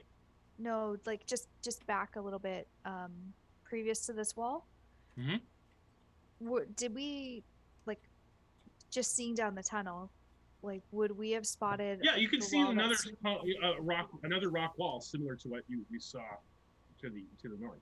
You Mm, can see in the just at the edge of your vision. Looks like another rock wall. There's also a rock wall down this hallway too. yeah. Maybe we yeah. should walk through all of them and see what happens. No, there's 2 rock walls, Yeah, there's this one and then the one down the other. not a third. I think that is what Ayla was asking about. Yeah, yeah. I was just wondering if we would have spotted. So what's down this hallway? Oh, is that where we came from?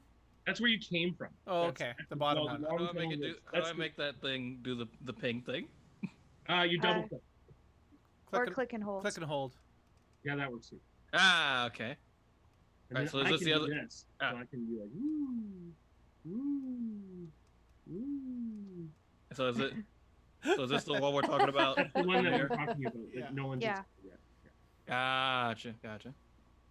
So if you'd like to, you can still go that way. Tilly, would Or- you mind walking through that wall? The doorway in front of you No. doesn't seem to have any handles on it, I should mention. Hmm. And it doesn't seem to have any markings. It seems to be made of some strange steel. Oh my goodness. Auckland's walking away. I'm gonna just follow him a little bit more closely. Blathers is gonna put the side of his face up against the door. So Auckland, you see a rock wall. At this point, you can roll an investigation check with advantage. Okay. Oh, first thing I'm gonna do is just pull a rock off. Yeah, you can roll an investigation check with advantage. Okay, let's roll an investigation. Hold on. Investigation? That might not go well. Hold on. Investigation is And all of you guys can roll intelligence. an investigation with advantage. That's Oh, intelligence solid. based. That's not gonna go well. Yeah, I know, right? Intelligence based. Where I need to go. All right, a 7. Probably of better use by the door. Oh, and a 17. Oh. A 7 and a 17. Yikes. Oh no. 14 for Tala. Um, I got 10. 9. 10 for Blathers. And I got investigation.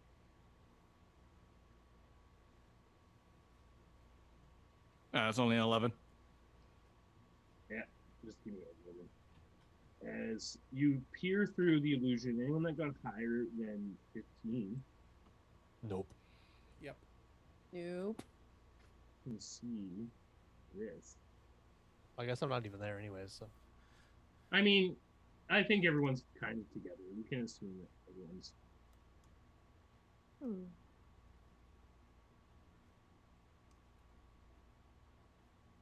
There you go. Peering through the illusion, you can see a large grotto before you. Oh. Ooh. Water dripping in the distance. I'll step It through it. seems came from here. You smell a salty sea smell. Oh, this is so nice after the desert. I'm still conflicted. It's underground. It's seawater. Neither one I'm really used to, but at least it's not hot. The others can go through. You guys can all go through at this point. You're able. The others are able to help you through it. As you get to the center of this Mhm. islet area, you can see what looks like the remains of fish bones and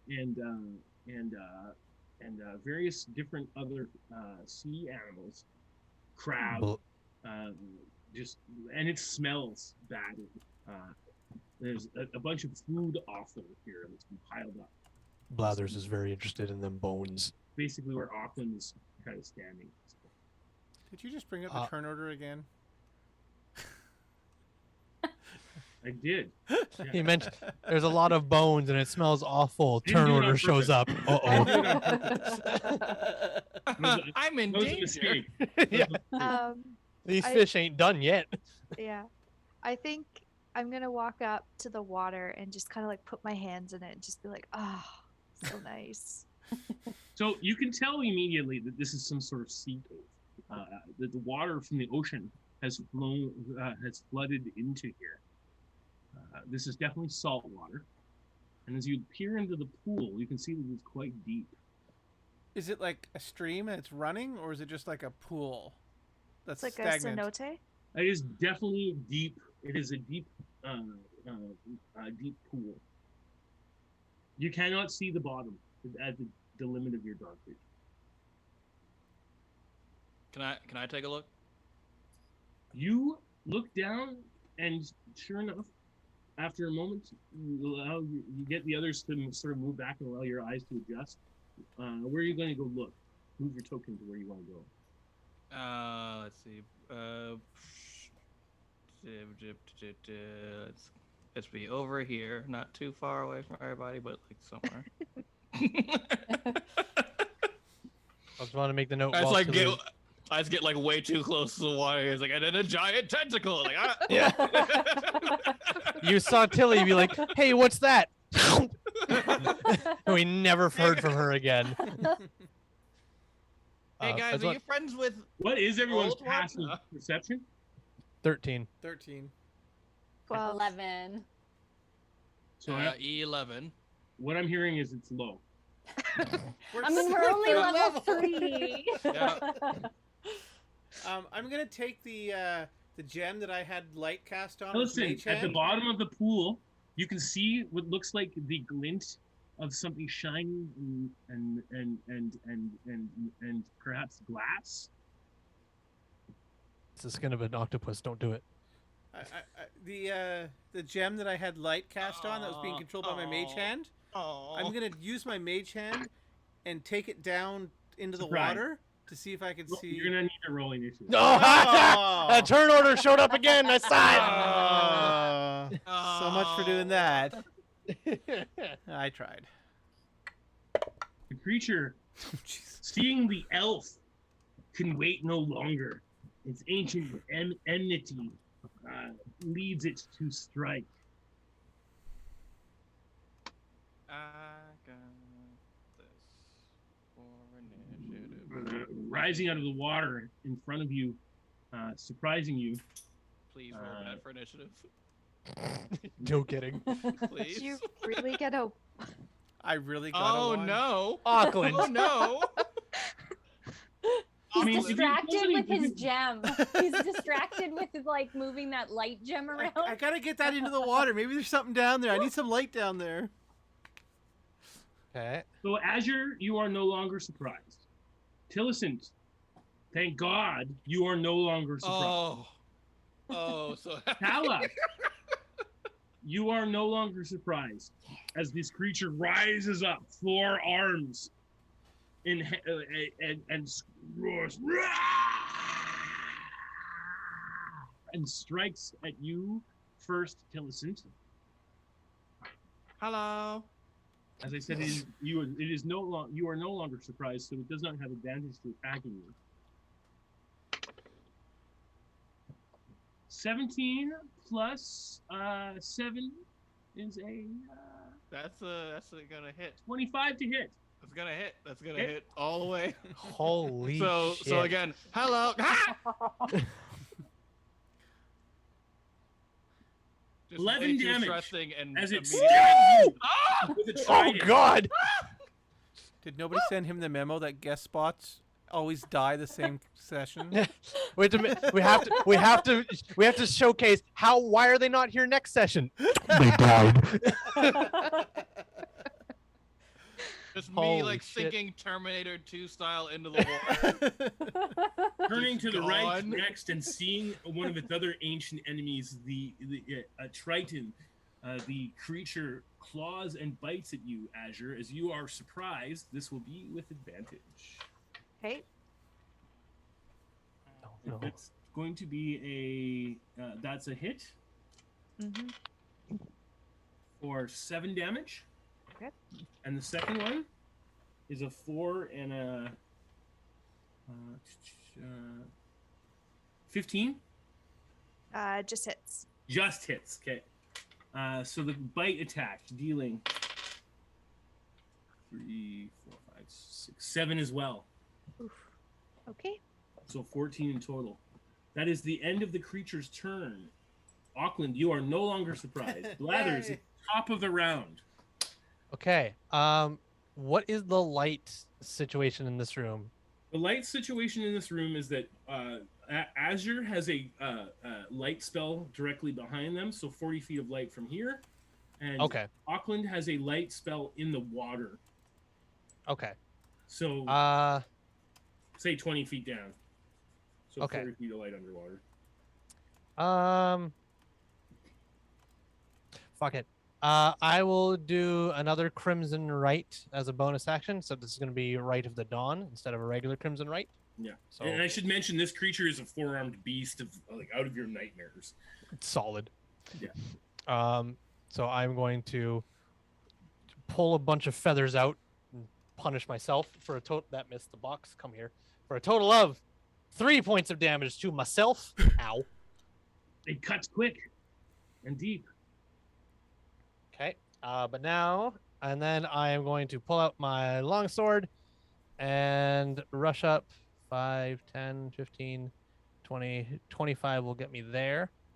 So I will come flying up 25 feet of movement and I will take a longsword attack at it with my action. Two-handed.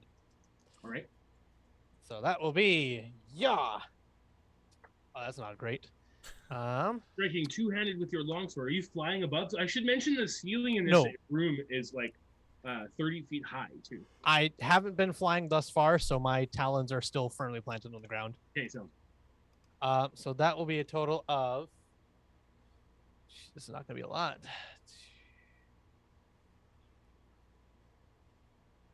So 5 slashing plus 1 radiant.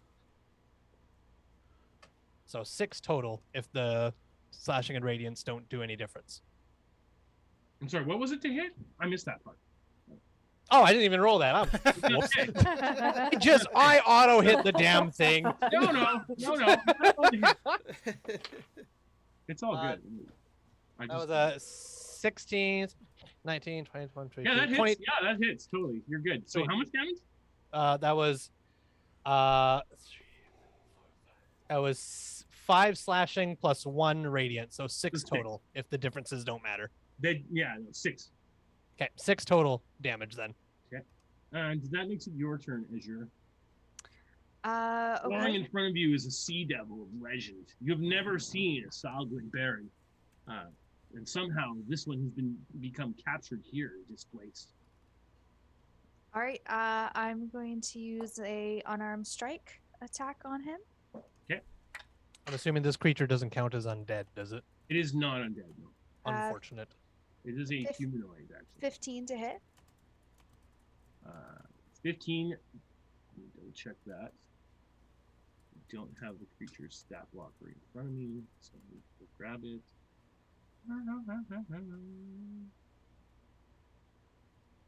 It doesn't hit. It blocks you with its trident and turns your strike aside.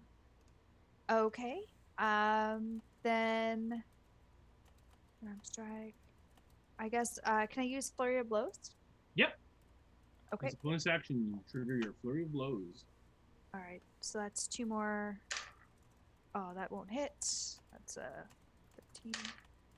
13 plus 4, 17 to hit. 17 hits. Dodging and whipping around the sea devil's trident, you're able to get in and strike it in the kidney, Okay, and that's 5 damage. dealing 5 damage to it. The creature is barely affected by your blow. Hmm. So listen, it roars. Like tells it like kind of like steadies herself and like spits out a little bit of blood and like looks at it like just kind of like for a second like in awe and then like kind of steals herself. I think one thing I'm kind of like shaky on like the Eldritch Cannon thing, like does it like do I still have it? Like if I like pulled it out earlier, do I still like just have it in hand? So Or do I no, have to, like, because you resummon did it take a each short time? rest since then. I believe that your cannon is gone. I think you need to call it back again. But they were charged on a short rest as well, I believe. I don't know the specifics. I'd have to dig it up. Not too worried about it right now. Right now, using your cannon wouldn't be your best bet though, because you're in melee. So. Right. So what I'm gonna do instead is You could decide I to should've just picked take the more risk and you combat could stuff. take the risk and back away. Yeah, you could, or you could disengage and not get attacked. That's another one. You disengage. yeah, I'm gonna say like Tilson like looks up like steals her resolve, look like she's about to like cast some crazy magic, and then just looks down at like how much blood she's losing and just goes, Quite a bit. oh, absolutely not, and then just like straight Yeah, so disengages as and an action, you can backpedals. disengage and you can take your 30-foot movement safely away from the creature. Yeah, she disengages and like backpedals out, like, oh, you guys got this. I believe in you. And you like just get on down on one knee and start pulling out your cannon kit and getting it ready to go. Yeah. Yep. Okay. So that makes it Tala's turn. Now that there's a little hole there, Tala will step forward. And she's actually gonna rage because the monster roared at Tilly. So Tala's gonna like roar kind of back at it. Yeah. And she swings her. She's actually going to do a reckless attack. Okay, sounds good. So you're attacking with advantage. You're giving the creature advantage to attack. Yeah. you. So that is a 21 to hit. 21 hits. Strike true underneath the guard of the Salguin legendary warrior. That is 8 damage. 8 As she damage. swings her cast iron frying pan. The first serious blow landed on the Salguin. It turns and looks at you, recognizing that you are definitely its most dangerous enemy at this moment. It raises its trident and strikes at you with advantage to attack. Uh-oh. That's a 22 to hit. That hits. That hits. That's going to deal 2d8 plus 4 damage. 8, 9, 10 plus, that's 14 damage. What type of damage? It is piercing damage, so it is reduced. to Oh, okay. 7. Oh, Excellent. There you that's go. way less- That's so much less concerning. Yeah, no kidding. Strikes at you with a claw attack, Azure, for Right. a 25 to hit. That hits. Uh-oh.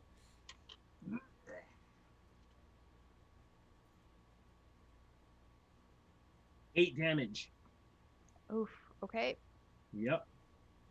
And a bite attack against you, Blathers. Oh no. I got a 10 to hit. No. Misses. All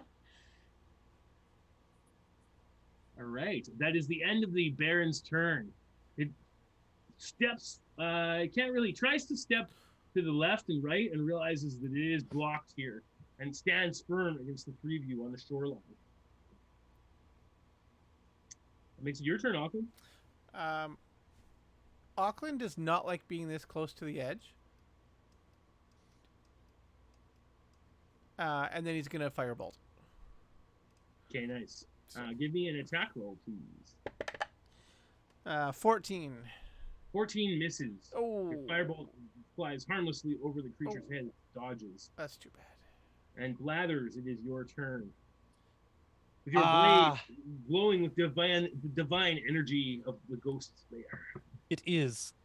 Does this creature look hurt at all?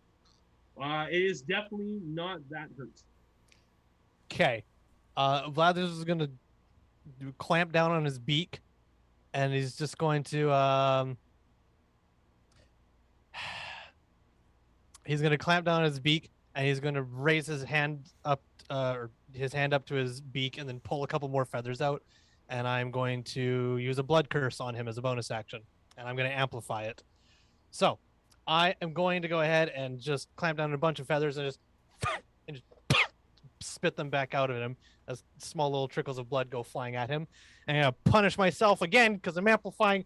Let's go. Hurt me. The dice hurt me for 2 damage. Let's go. Take me down. Okay. And then I cursed the marked creature.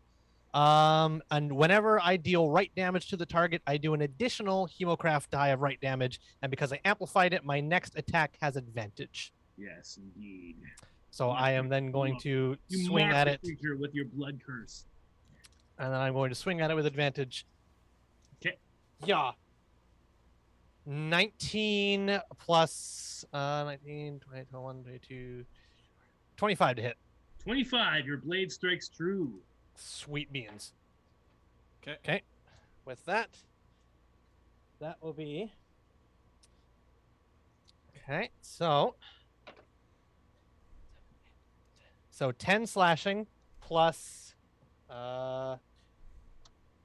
plus 5 radiant. So 15 total. 15 total damage. Oh yeah, that like cuts in. You're like, how does this look? Like it's a massive blow. Tell me how it looks. Well, after spitting a bunch of feathers at it, I pull from my own skin and watching as that blood kind of like spins out from the feathers and then just like attaches itself to the creature and just glows ever so brightly. I'm just gonna put the sword forward and just screech as an owl and just go flying forward, push it in a little bit, and then just kind of like wiggle it back and forth, doing a little bit of extra damage as I get it out of the creature as well. Mm-hmm. So Right. that's what I do. And it is still not bloodied. Azure is your turn. I'm gonna I'm gonna use my step of the wind to disengage. Okay. Just out of reach a little bit more. And as you do, the creature like reaches out for you. Oh boy. Doesn't attack you. Mm-hmm. And then I'm gonna use a gust of wind All right. at him to Yeah. just like push him back a little bit more. Okay. So draw Let's your go. gust of wind line for me. Uh, You know how to do that? The paint line. You can just paint line. Click on the paint, and then you can just draw a line. oh, okay. So it's. It can be any direction you want it to go. So I'm gonna push him this way. Yeah, my arrow that way. perfect. Awesome. All right. So what's the DC for the save? Strength of 10. Your DC for save is 10. It's 10. Yeah. All right. Not the best, but something. Oh my gosh, it rolled a 20. Oh, my no. goodness. Natural 20, Well- it goes nowhere. It looks I am to further back. stands back like though. it grips with two hands. It grips the rocks in front of you and like clutches and holds against with its trident in its other two hands and holds its ground. Can't do that all day. Now keep in mind it does get another. I think it gets if it succeeds, does it keep work? It has to make another save, right? Yeah, every creature that starts its turn in the line has to succeed. Make a on new strength. save. Correct. Yeah. So right, if it starts its turn or when it first appears. Yeah. So yeah, so it went like another serve, but right now it's holding fast. Tillicent.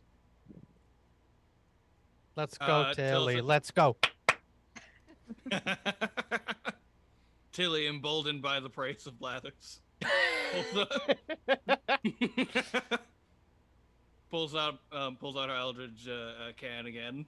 Again, like you'll slap in a couple like vials of like kind of bubbling caustic liquid, all contained within the little vials. Like snaps into place, engages, levels it at the what did you say? Sahuagin?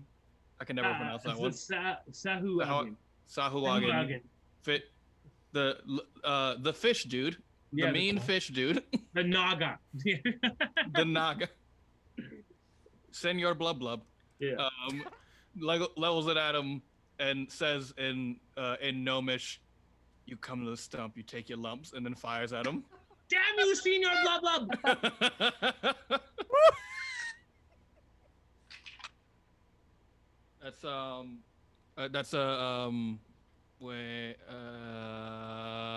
It's a 19 to hit. Yeah, that is. Yeah. Solid blow to the chest of the creature.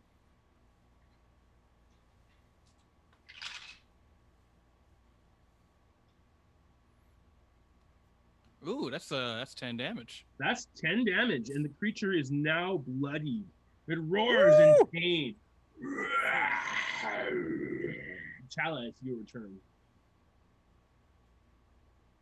Okay, so Tala is going to roar back at it again, since that worked last time. Nice. And she'll do another reckless hit with her frying pan. Okay, sounds good.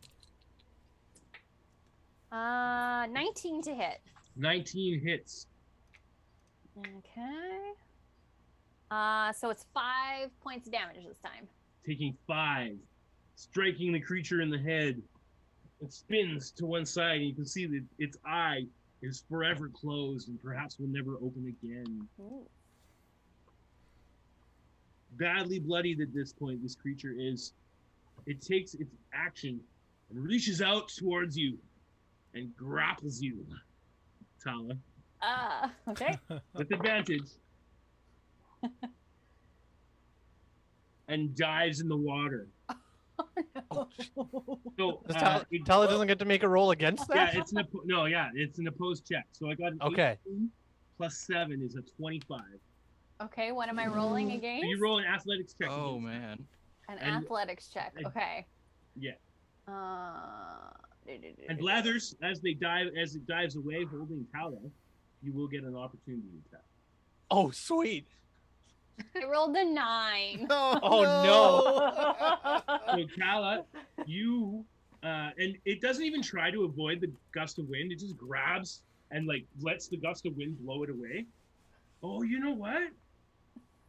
You don't get an opportunity attack because it auto fails the save. Oh, okay. Yeah. So Blathers is gonna look in horror. as the gust of wind Oh, blows, no. blows Tala and it away, and it dives down underneath the water. Now, keep in mind you have a lot of breath, Tala. It's not like you're just going to instantly drown. Yeah. So they dive down their full movement speed down underneath the water, though, which is, I will tell you, Azure, come save me. 50 feet. Uh-oh. Swims down. So you're 50 feet below the water now.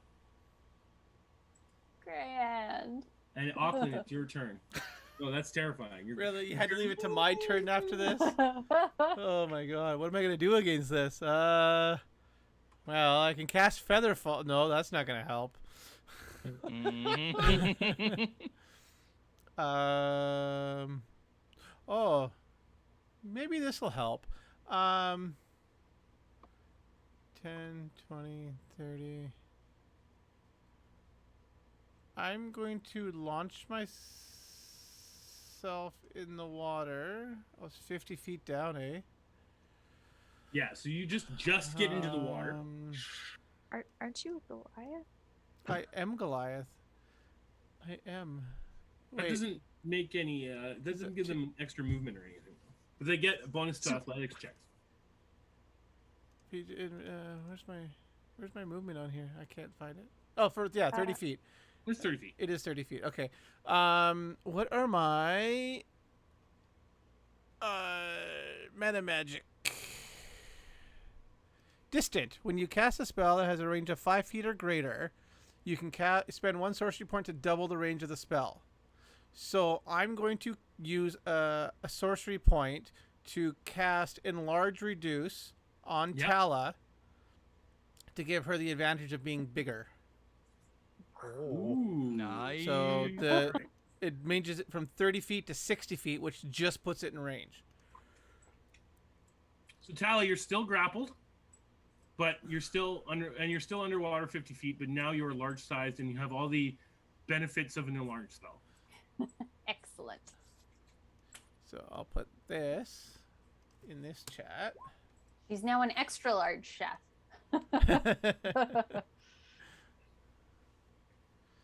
And large gives you, I think it gives you advantage on athletics checks too. So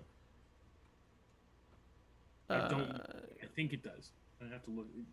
I think you posted it. Advantage on Advantages. strength checks Yeah. and strength Yeah, saving. yeah. So that Excellent. makes it Blather's turn. Okay. So, Blathers in this very moment considers himself bright and is going to attempt something that will probably not work. But Blathers thinks is genius. I am going to switch my blood curse. I'm going to use a bonus action to invoke to invoke a different blood maledict. I'm not going to use Crimson Right. I'm going to use a regular blood maledict and switch it over to lightning damage instead of radiant. Okay. causing myself more pain and punishment. Hiya! So you have 2 more points of damage to myself. Okay.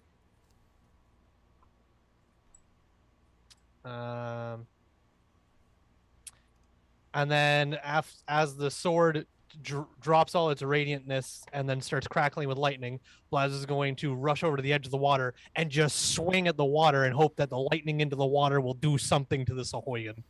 Unfortunately, nothing happened. That's okay. Blathers tried. That was what mattered. As you will. But that's my action. Blathers just takes the sword, just goes, "Pah!" and watches lightning like dance for a second and goes, expecting like And just you- a and then you Sahoyan to realize, just like "Oh, I could've float pulled to my the bow top. out." And then Blathers goes, "Nope, okay. Oh, that was it." Now, I tried, remind me, nothing. Blood malediction has to be applied to a certain weapon too, right? Yes, it does. And I've been using my long sword. Yeah. So, you just Oh, have well. to do it again to put it on the bow. Yeah. yep. And I only Okay. have one more of it because I can do it as many times equal to Yeah. my level. Azure, it's your turn. Okay, well, going to the water then. So I have 40 feet of movement and swimming. Yeah. Kind of Swim it. speed, So so you can 10. You've got 30 feet of swimming, so you're 20 feet away from them underwater. okay, so at my max distance, the 20 feet, I'm gonna throw one of my ranged weapons at him. What weapon? I have throwing stars. So underwater rules. There's throwing stars or darts, right? Yeah, they're darts. So Would yes, that not you work? can use. No, you can use darts. Darts are one of the weapons you can use. Because Okay. there's certain javelins, certain weapons you can use ranged still underwater. Bows, javelins, etc., etc. And I don't know. I'd have to look up the rules, but I'm not going to. And I'm just going to say yes, darts. Okay. I'm underwater society. I must have a weapon that works underwater. I would think so. And yeah. So I'm gonna throw one of them at Spear him. work underwater. So I know that. Mm. They Cool. better Yeah, carry go a ahead. Make your javelin. attack. Okay, so let's move this over. No, we're gonna use this dice. Nope. That is a 5 plus 4, 9. That wouldn't hit. 9 misses. Yeah. Yeah, I'll just wait kind of here. You can see deep. You can see Tala sinking in the deep, and suddenly, because of course this is all happening at once, you see them growing as you're swimming down and like throwing your dart, and missing. All right, Tillicent. Tillicent sees like all this unravel and like goes through the emotional range of, oh no, she got taken to the water. Oh, she got real big, real fast. And like just kind of like looks at her gun that she's kind of been like relying on this whole time. And I will ask the question, can I shoot this dude underwater, or is this action movie rules? What's the damage type on that? It's an Eldritch Cannon. It's magic. What's the damage type? So I chose the force ballista variation, so that is Then yes, force it's fine. damage. Yeah, it would be considered force damage. So yeah, you're fine. If it had been fire damage, you would have been screwed. Oh, good thing I didn't pick fire damage. Yeah, totally. All Oh, right, yeah, you're so good. Yeah. So All right, you I'm can gonna roll walk up out. there. And what's the range on it? That's the other question. 120 feet. So yeah, you're good. You can get to the edge of the water and you look down and you're like, Yep. And charge it up again. You'll Yeah. interlock. give me your Voltron, attack. yo. roll. Voltron rules.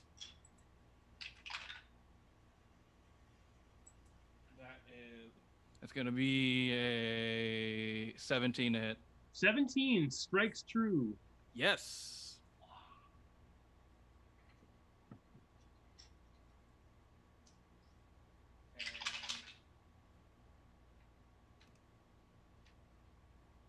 That's gonna be 9 damage. 9 damage. Cool. And the creature is badly bloodied. Andrea, all the water around you is just like filled with blood. You can barely see the creature. And you can Okay. see its eyes just like go into a frenzy at that moment. It's your turn. You're still Okay. grappled. You Okay. do not have to break the grapple to make attack rolls, Okay. but you That do need is- to break the grapple to get away.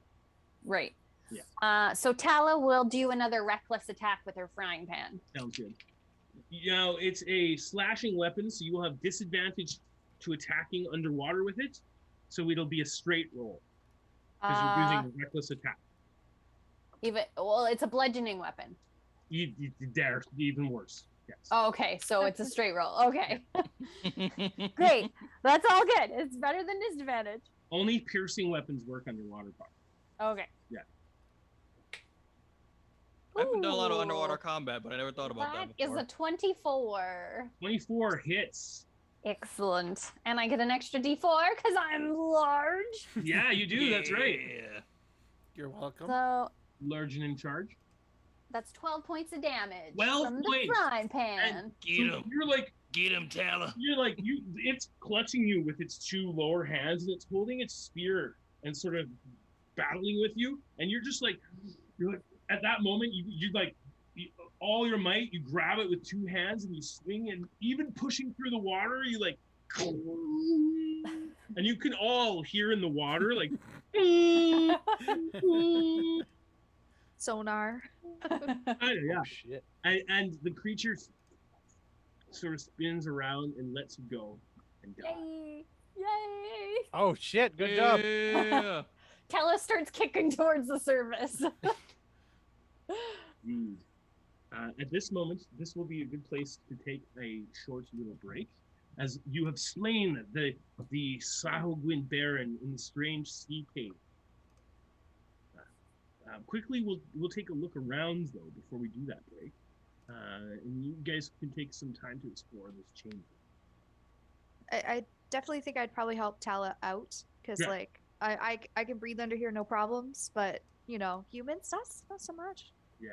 So you guys are able to get to the shore and know what other combat occurs. Tala, you shrink down to your regular size. As the Could spell I? disappears. I would also like to come up to Tala. Tala, how you doing? HP wise. Oh, that was hardly anything. It's just a little scratch. How are you feeling? The one that's looking actually Azure looks badly. Yeah. I'm just like, I'm fine, guys. It's fine. Just need a break. Gotcha. You can see I'm her fine. over there I'm fine. You see your bandaging bones her, like, protruding out of the skin. Like, hitting an arm. Slashed across the ribs, like it's fine. Oh god. Yeah, like big trident gouge in her left shoulder. I might take that Like- trident though. Yeah, no, absolutely. Yeah, that trident, mine now. you take a look at the trident, and it is a non-magical trident. Okay. But it seems to be pretty well made. But yeah, it's you don't know how this creature got here, but you do know that it is very strange that this creature is here. And then once you guys pull it on the shore and sort of take a look at it, you recognize that it is poorly nourished. It is definitely malnourished and has been kept here for some time. Tilly goes, oh, Alright. he was hungry. Blathers very cautiously looks over at Tilly like, yeah, what are you? Now, Tilly I goes, will mention, Tilly, that you can see in the water, Tilly, Oh, I at see. the edge of your I vision. see what happened. At the edge of your vision, very deep in the water, probably about 100 feet down, you can see a glint of some glass or metallic objects deep under the water. We can all see that, or one of us can see that? Only Tilly can. You've got Okay. dark vision. Tilly sees that and kind of looks over to Azure and says Azure, you can breathe underwater, right? Oh yeah. Cool. Hey, what's that over there? And then she jabs you with a syringe, which is my cure wounds. What's that over there? Yuck! This is for your own good, I promise. It's like, oh shit. Okay, sure. You know what? Peridot just knocks me out first. That's true. That's true. That's true. Peridot's like, I can heal you, but you have to be unconscious for it to happen. So, bonk. The other thing you notice is that these fish and crabs and stuff, they're all local fare, so they must have swam in here. That's 7 HP, by the way. Thank you. Not like they were brought here, but they like came in through. And even if you're looking in the water, you see other sea life swimming in the water below. How you looking, Azure? You still looking ouchy? Less than half. I was gonna say she was at 4 HP for the longest time. Tala if will anyone give else you. also has heals, I could probably I'm probably gonna heal myself. But if anyone else has some, I could use some. Tala will give you one of her special brownies, so you get 2 temporary hit points. Okay. So that's the other one, and then she'll give you 3 points of her lay on hands, and Tilly she'll give you 2 points of her lay on hands. Okay. Thank you. And as she does it, like she starts humming a tune, like "Flower gleam and glow," and her hair kind of starts lighting up a little bit. Rad. You know, if you keep singing that Awesome. song, you don't need a light spell. Be careful. Don't say too many words of that song. We might get canceled. Yes, that too. Yes. Need to come up with proprietary soon. No, if you sing it off key, it doesn't. There you go. That won't trigger. Because you sing it off key. Yeah. She's not singing off key. She's singing her own version of it. Oh, that was Go. Tilly, did you mention No. that there was something in the water? Oh Or- yes. Yes. I saw something shiny down there, but I cannot breathe underwater. And also the last time I got near it, I almost died, so I'm super afraid to. But I trust you to do it. Yeah, sure. One I'll who's go. almost dead. I'm not almost dead anymore. I'm a bit healthier. I'm mostly fine. I'm not quite dead yet. Yeah. I think I'm getting better.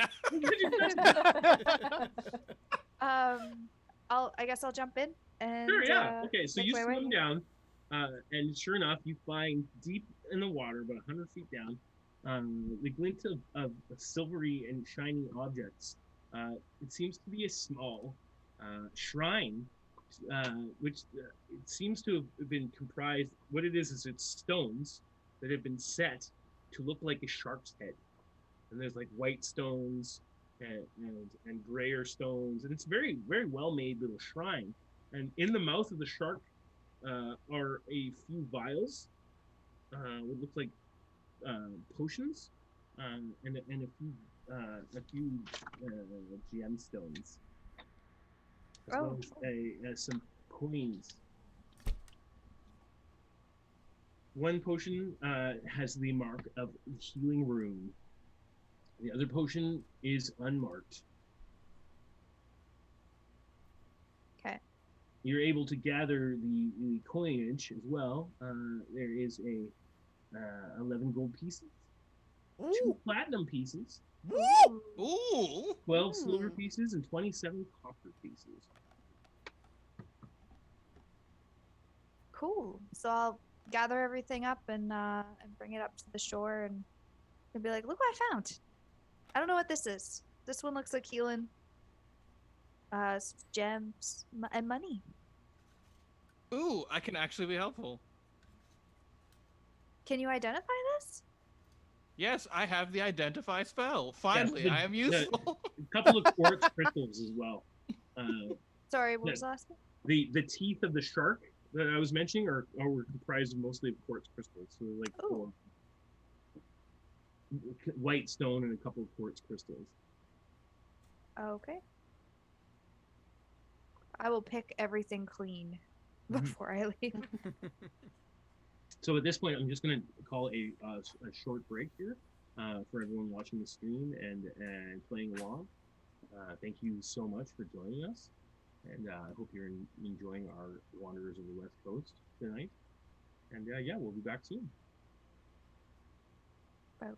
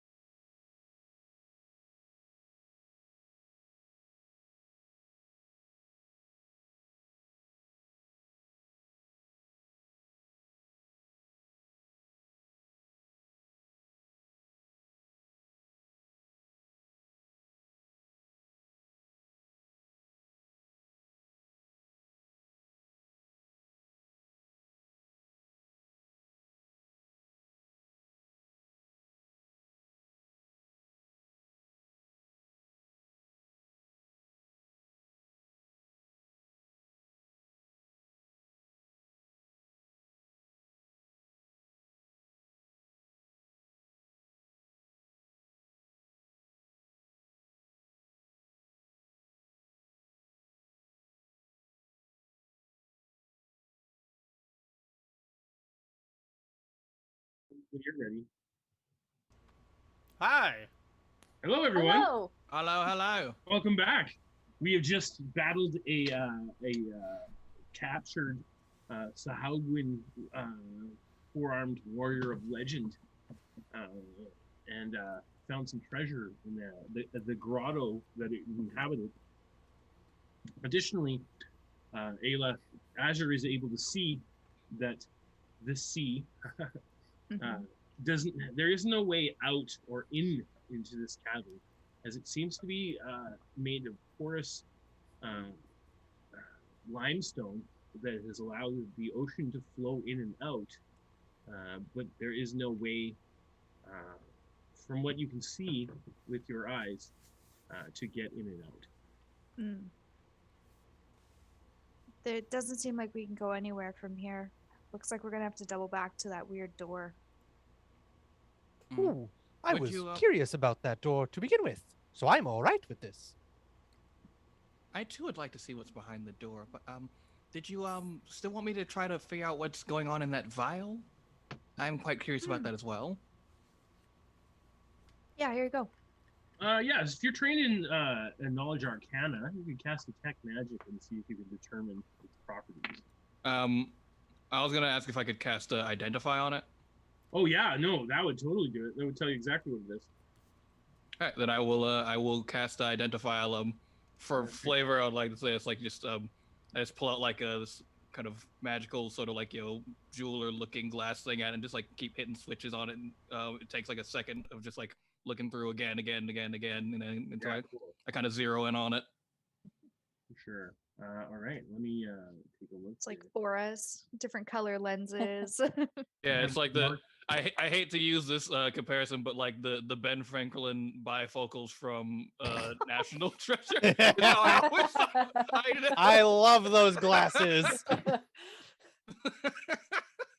Those are awesome. I'm just like thinking of that, but in like a little spyglass form. Just a second, I'm checking my table here. This is a random potion. So.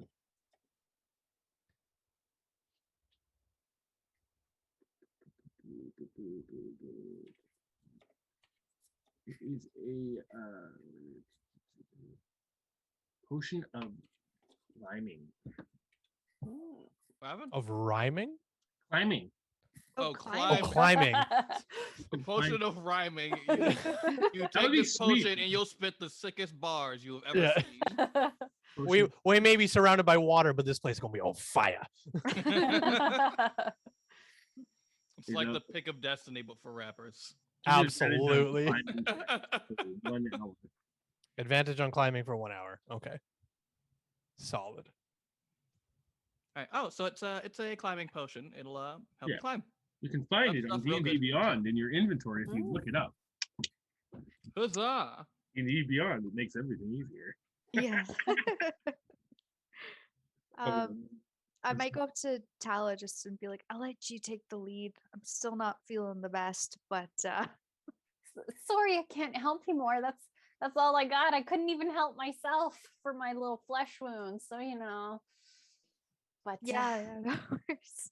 I do miss Peridot because even though her methods were a little Orthodox? yeah, they were effective. They were. I would call Peridot style floral goth.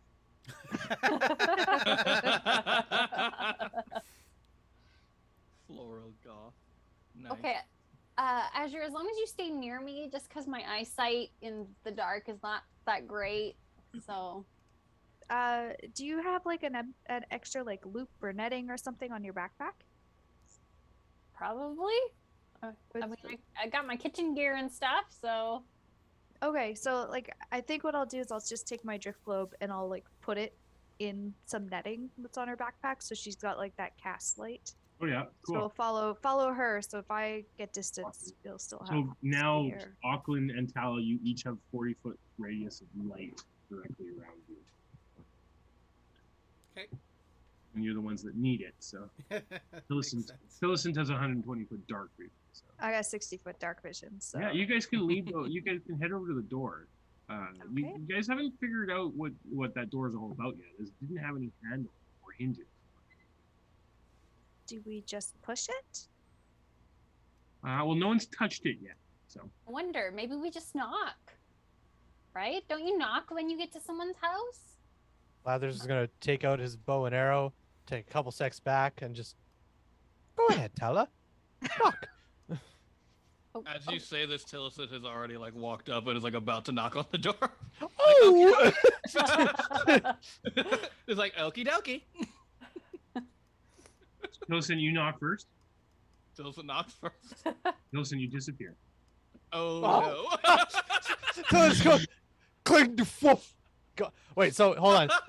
Did she like disappear as in she went through the door? As she like knocked and just You like don't know. As of like right now, Thanos it's not snapped gonna- out of existence? No, just like actually bamf. Very Oh, like, just teleportation okay. bamf. Being a It's magic anyone- user, Oops. can I have some sort of So, inclination? Auckland, what you see before you as they disappear is you've something that's happened to you before. You've misty stepped by accident before as you're a wild magic. user. Accidentally. Yeah, no, you totally Whoa! like, appeared 30 feet, teleported 30 feet, and you literally like that's what just happened. Okay. Tillicent, I will tell you that you are fine, and you're standing in a room with 4 statues and a lavish carpet, and there is another doorway in front of you. But I want to deal with the other party members going through first. Bonza. So, Do you want to investigate, guys?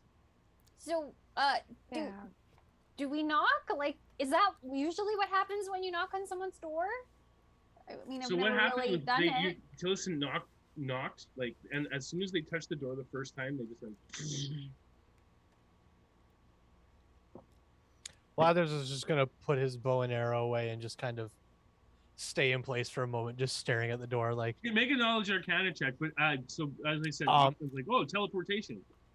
Blathers is actually going to. I'm going to use my owl folk ability and ritualistically cast detect magic for free. How long does that take? Is it instant? No, I think it Do you have is to a ritual cast it? yeah. Let me just double check how Yeah. it works for owl folk. No worries. I'm going to disbelieve the door's there and walk right into it. Or through it. Through it. Through it. It worked for the wall. Exactly! Here, you disappear. It worked here Oh. too! Hey, Huh. so it is. So I do. So it's called Magic Sight. It just allows me to cast detect magic, but only as a ritual, and I could just do that for free as an owl folk. But as soon as I start doing that, and I see Auckland go up to the door and just disappear as well, I go. Blather stops doing it. Is like, I'm confident that it is magical, and just leaves it. Like I'm not gonna bother. I'm pretty certain it is magical. Okay, Tala will just like step Okay. forward with her hand in front of her until she like something happens. Yeah, shake my head and just Yeah. okay. Blather's being the last one's. Whew. Well, he's just go fuck and just tap it, being the last one. So kids in here, the lesson home is if you're in an unfamiliar area, you gotta run head first in the walls. Yeah, Touch strange doors, kill any bugs you see. and always check the water. You all appeared in a room with 4 statues. Some of the statues look familiar. Some of them look strange to you, and a large grand carpet. There are 2 steel doors, much like the doors described on the side of the room. You guys can see yourself. Right? No, not yet. Ew. Oh, did I screw this up? Did I not reveal what I was supposed to reveal? Oh yeah, you know what I did? I re-hit it instead of revealed it. There you go. Ooh. Ooh. Indeed. The carpet seems to be of gnomish make. One of the statues is of the Badger King of old. Oh One of my. the statues is of another gnome who looks very much like the strange image of the wizard gnome that you met. One statue seems to be of an elven maiden with long ears, a bald head, and chains and piercings all over their face, and chains hanging from the statue, which are actually made of real metal. And the fourth statue is the strange aberrant creature. I'll say, Tillicent goes over to the elven statue and kind of points at it and goes like, "Hey, this one looks kind of like me. Isn't that weird?" Well, kind of like you, but it's so the statue is made of what looks like a gray granite, a pretty simple stone. They're not exquisitely carved statues, but they're well enough carved. They look like, and they're clearly magically carved. They look like what they're supposed to represent.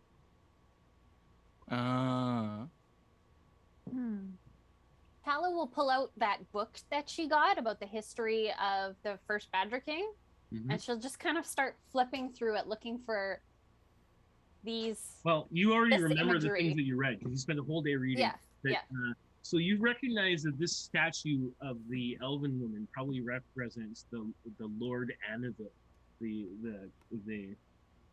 Lord of the Shadowfell that the Badger King is said to have stolen the mantle from. The other statue that looks like the sorcerer doesn't seem to look like anyone really. And the aberrant creature doesn't look familiar either. Just a second, my dog's out on my cord. Oh no, he's not. Right. Never mind. I'm gonna take a closer look at the sorcerer statue. All right. I'm sorry, a mage statue. It's a mage statue. Make a knowledge arcana check. Arcana. All right, so +1. 18. 18. So looking at the statue, you recognize a symbol on the statue's neck. It is of a many-eyed ooze. And it looks like it's carved into the chest. It looks like a necklace, but carved crudely into the chest of the statue. And you recognize that as the symbol of the god, the demon lord Jubliex. Ooh. Is the lord of oozes.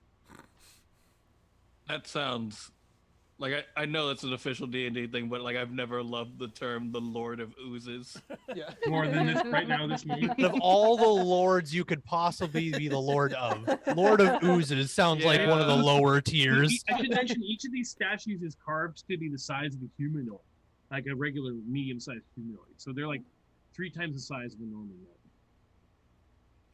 Tala will fill the party in and say that the elvish-looking one is the lord of the Shadowfell, where that cloak that we're supposed to be looking for. The mantle whispers. The mantle, yeah. This guy's the Lord of Oozes. Hey Tilly, Ooh. did like you said you saw a weird wizard? Did he look anything like this? Like before you got magicked? Does it look like the wizard I saw? Aletho, the wizard, the illusion that you saw in the desert, was the same dude that seemed to knock you out. But no, this is not the same wizard. However, they were wearing the same symbol.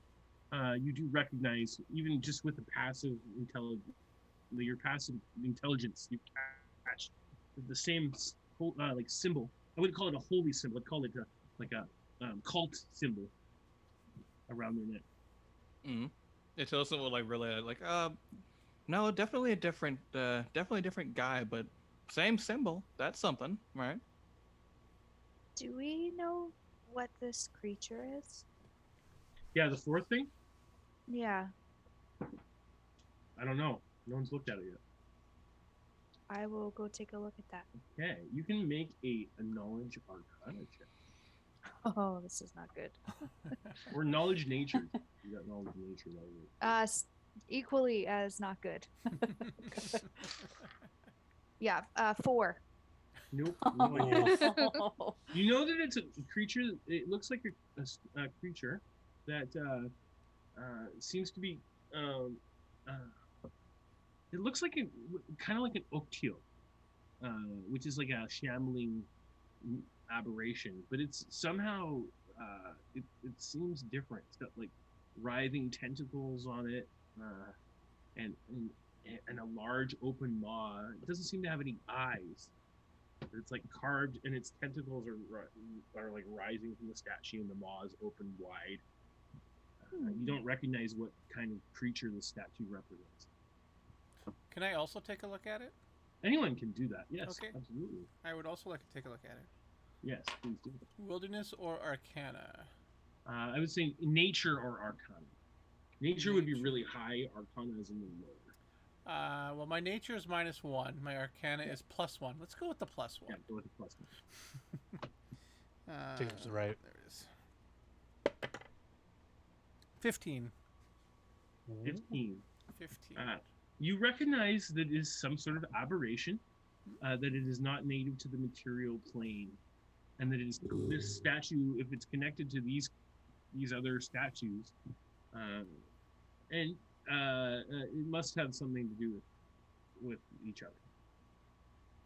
That's the best you can get from it. You do not recognize what this creature is either. Okay.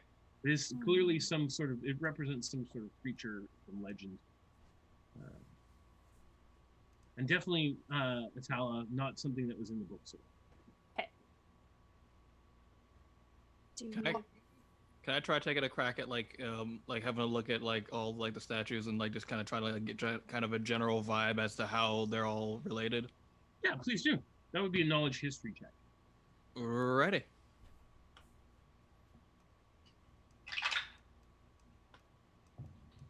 And my history is.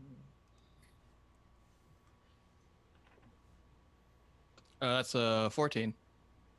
So you looking at the first statue, the statue of the Badger King, you recognize that it looks somehow more sinister.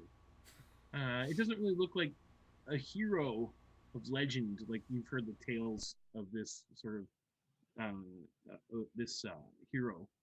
They look like they have like a sneer on their face, and the way they're standing. You notice that the carving looks like it's actually drawing a dagger from its belt, sneakily. But they're holding a shield up, and there's like a sword on their back. So like they're doing something this that Hmm. I will say this depiction of the Badger King seems odd. Most people I met seem to hold him in some kind of reverence, but this one makes him look like he's doing something dishonest, like going for a sneaky stab there. And having something of reverence near like the Lord of Oozes. She visibly shudders after saying Lord of Oozes. Just having those two in the same kind of strata is also kind of an odd choice. To be fair, and Tala holds up the book, the history, I mean, the Badger King did go somewhere and steal. Auckland, what did you touch the seems door? Like, Oh, yeah. What? Yeah, I was going to say, What? I'm investigating the door and... Auckland's gone. Nano snapped mother. away.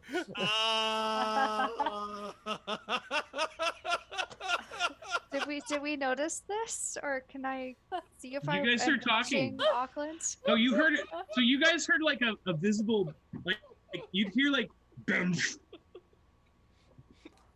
and Like you'd see like the teleportation, like like when you're Star Trek. Just put it together the best way you can in your imagination.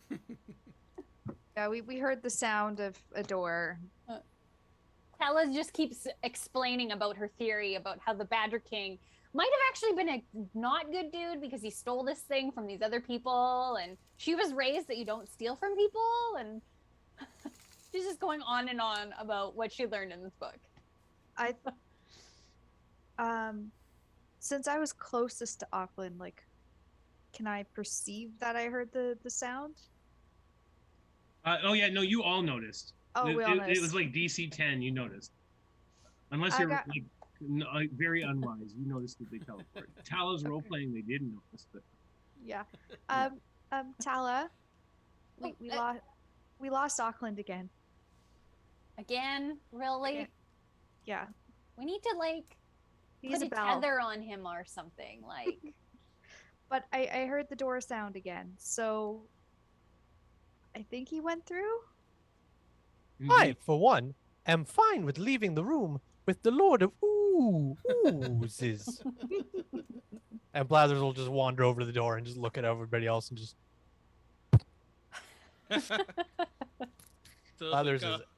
Blathers is out of here. Tilsit follows suit and is just like, All through the I door. would sooner never Yeah. hear Lord of Oozes again. yep, I guess we go. The 5 of you teleport through the one-way door. Oops. Sorry. Tala's just hanging back. She's like, no, not again. Forget it. No, she goes too. Oh, She okay. goes too. Tala hangs back and starts her own spin-off series. You appear in a darkened room with low lights, only your own light. And those of you with dark vision can see at the edge of the dark vision, sitting in a chair nearby, great large figure. Greetings. Hello. There it is. Oh my. Hello. They say. Oh, welcome.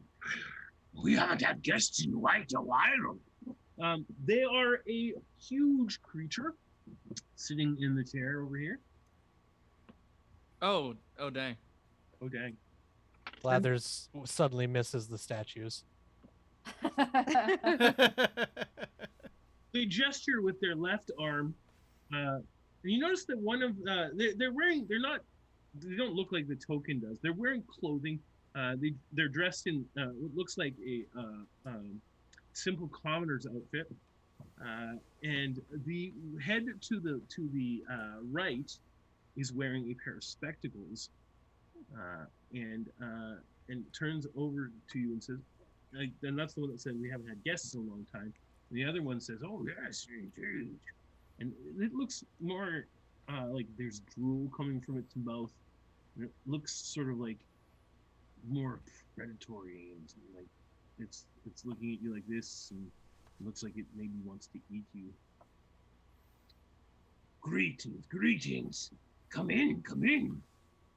You look hungry. We have brought you a chef to make you some delicious meals. Kind of Apologies. points towards Tala. Apologies for intruding. Well, actually, when the creature walks across the room, I am quite a cook myself. You are quite the cook. I am quite the cook. You can't cook anything. What did you say? You wouldn't know a pate from a flambe. What? Ah! They get to fighting one another. Blathers is just gonna walk back to the door that he came through and just tap it again, just to see. Can he go back?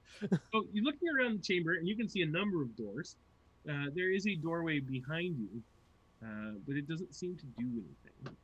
Blathers taps it and hopes to go back to statues, and then when he doesn't,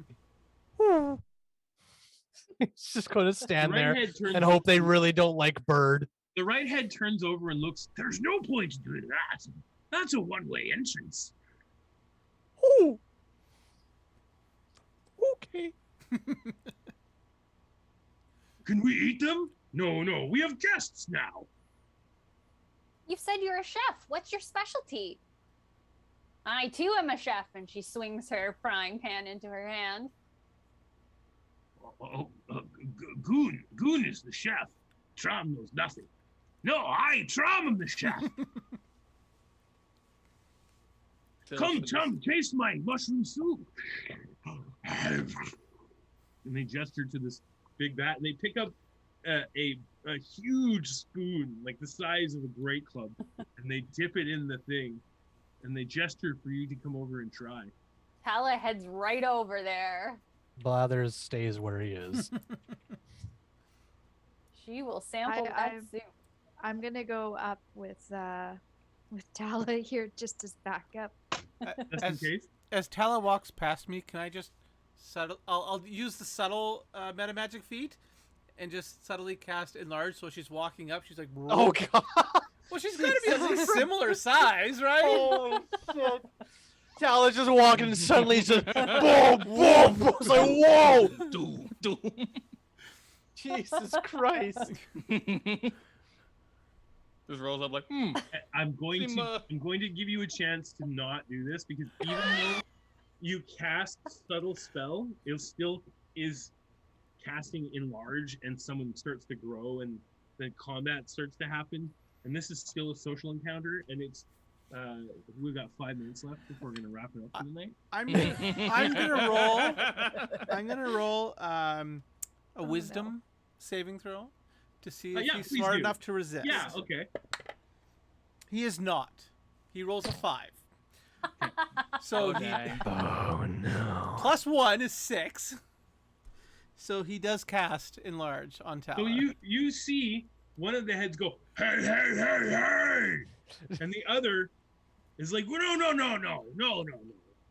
What? I just wanted to try your soup. You offered Yeah, no, it. it's okay. You're enlarged. Just a sec. I just want Tala, to try it. Tala suddenly realizes that she's eye level.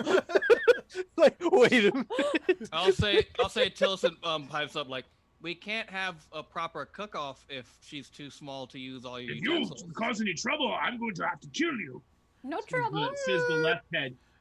And I I'm gonna But they could to, be to, our friends. Says Yes. the right head. to help with Drew. I'm gonna say, not Drew, Tilly. I'm gonna say, yeah, like she can't properly taste your food if she isn't closer to your side. She can't use your utensils and get all Make of a the persuasion flavors. check at disadvantage. Oh, disadvantage. Can I give the help action? Yes. Are you trained in persuasion? I am not. No. Is Me. Drew? Am I? Let's look.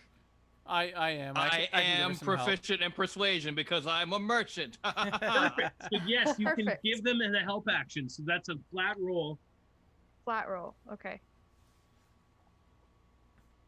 Hold on. We'll Oh no, I saw we'll that. switch it over. I'm like, please. Nope. Oh my. Oh no. I don't like the sounds of any of that. That was a Guys, one. remember that one time when At we that all no, died? moment, no. you see Goon, the left head, who thinks they're the chef and who's clearly an idiot, roar and take control of the body. No! Aletho said we killed them! And they grab and reach over and pick up a great axe. And at this point, this is where we will call an end to the session. Oops. Sorry, my We're bad. out, Ralph. So I'm going to. That's an old initiative. As the Etten begins swinging, and combat will begin in 2 weeks when we return. Thank you everyone for joining us for Wanderers of the West Coast. Let's check in with our players and see where we're at as we leave off in Gunthran's chambers. Who is this strange, erudite, well-dressed Etten, and why are they here? We will probably never find out, as we seem to be engaging in combat with them. That's on them. We tried to talk to them. Matt just throws away like 6 pages of notes, like, oh well, okay, fine. No, it's cool. It's cool. Yeah. So, yeah, that's where we'll go back. First, we'll start with Torsten. Torsten, how are you doing? And how's Blathers doing tonight? Blathers is a little nervous right now. Blathers wanted to experience the world, and he's regretting that. Yeah. That's where Blathers is right now. He wanted to experience the world, but not like this. And now he's very, very nervous. How high is the ceiling of this room? The ceiling? Yeah. This one here, just double check here. It's about 30 feet high.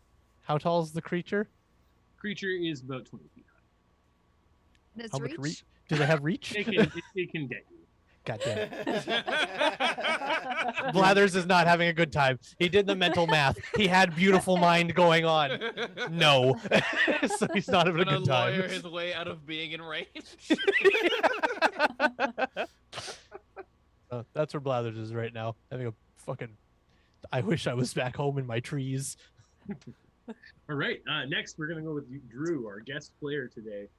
Drew, how have you enjoyed our gaming session, and how is Tilson doing in our dungeon? The menagerie of Eletho.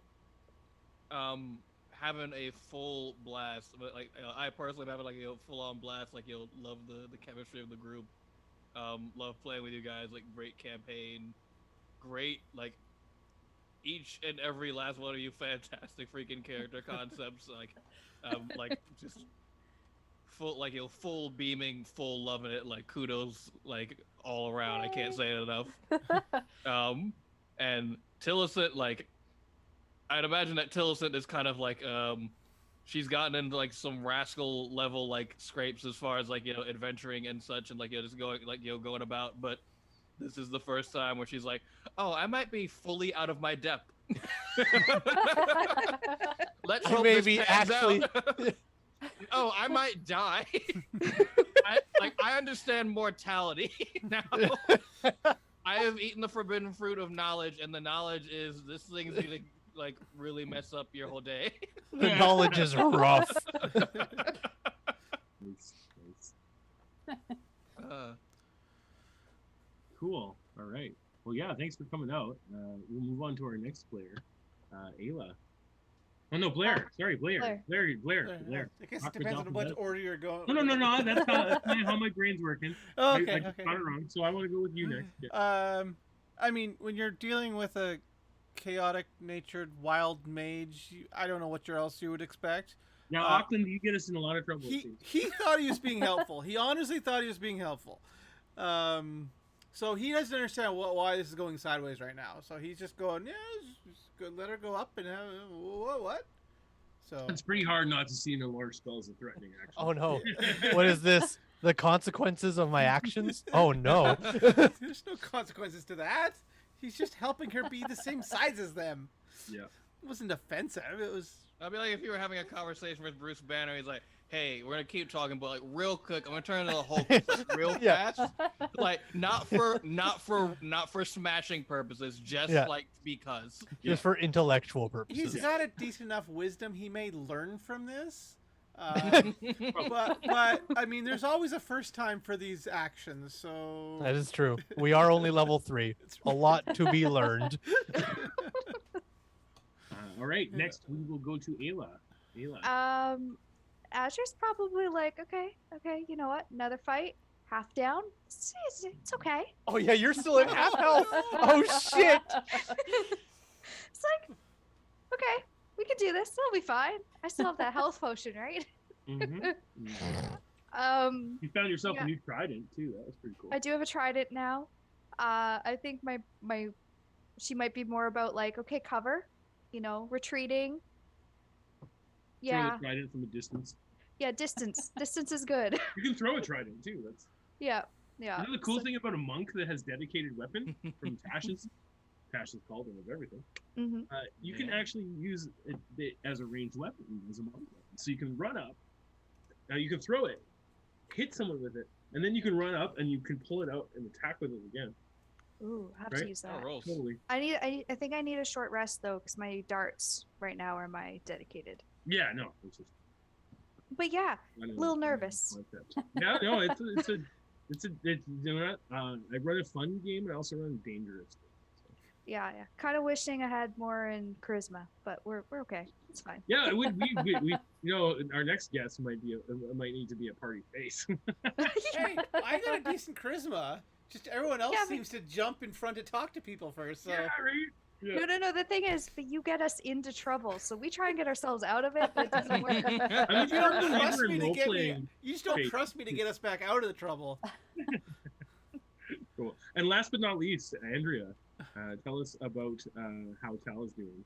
Tala is actually, I mean, she saw the kitchen and the huge cauldron and the talk of cooking and soup, and she was all excited. And now all of a sudden they've gotten angry, which, as an angry chef, she kind of gets it.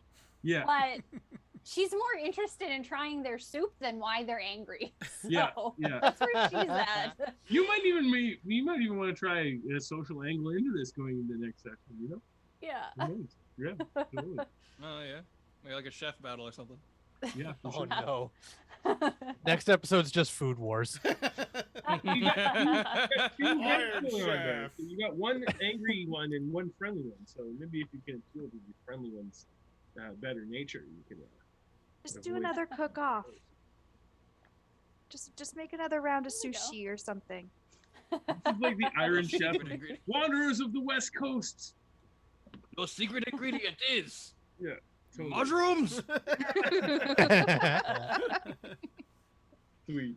Okay, cool. All right. Well, I'll bid you all adieu tonight. And yeah, I'm Matthew, the 5, and I'm the DM.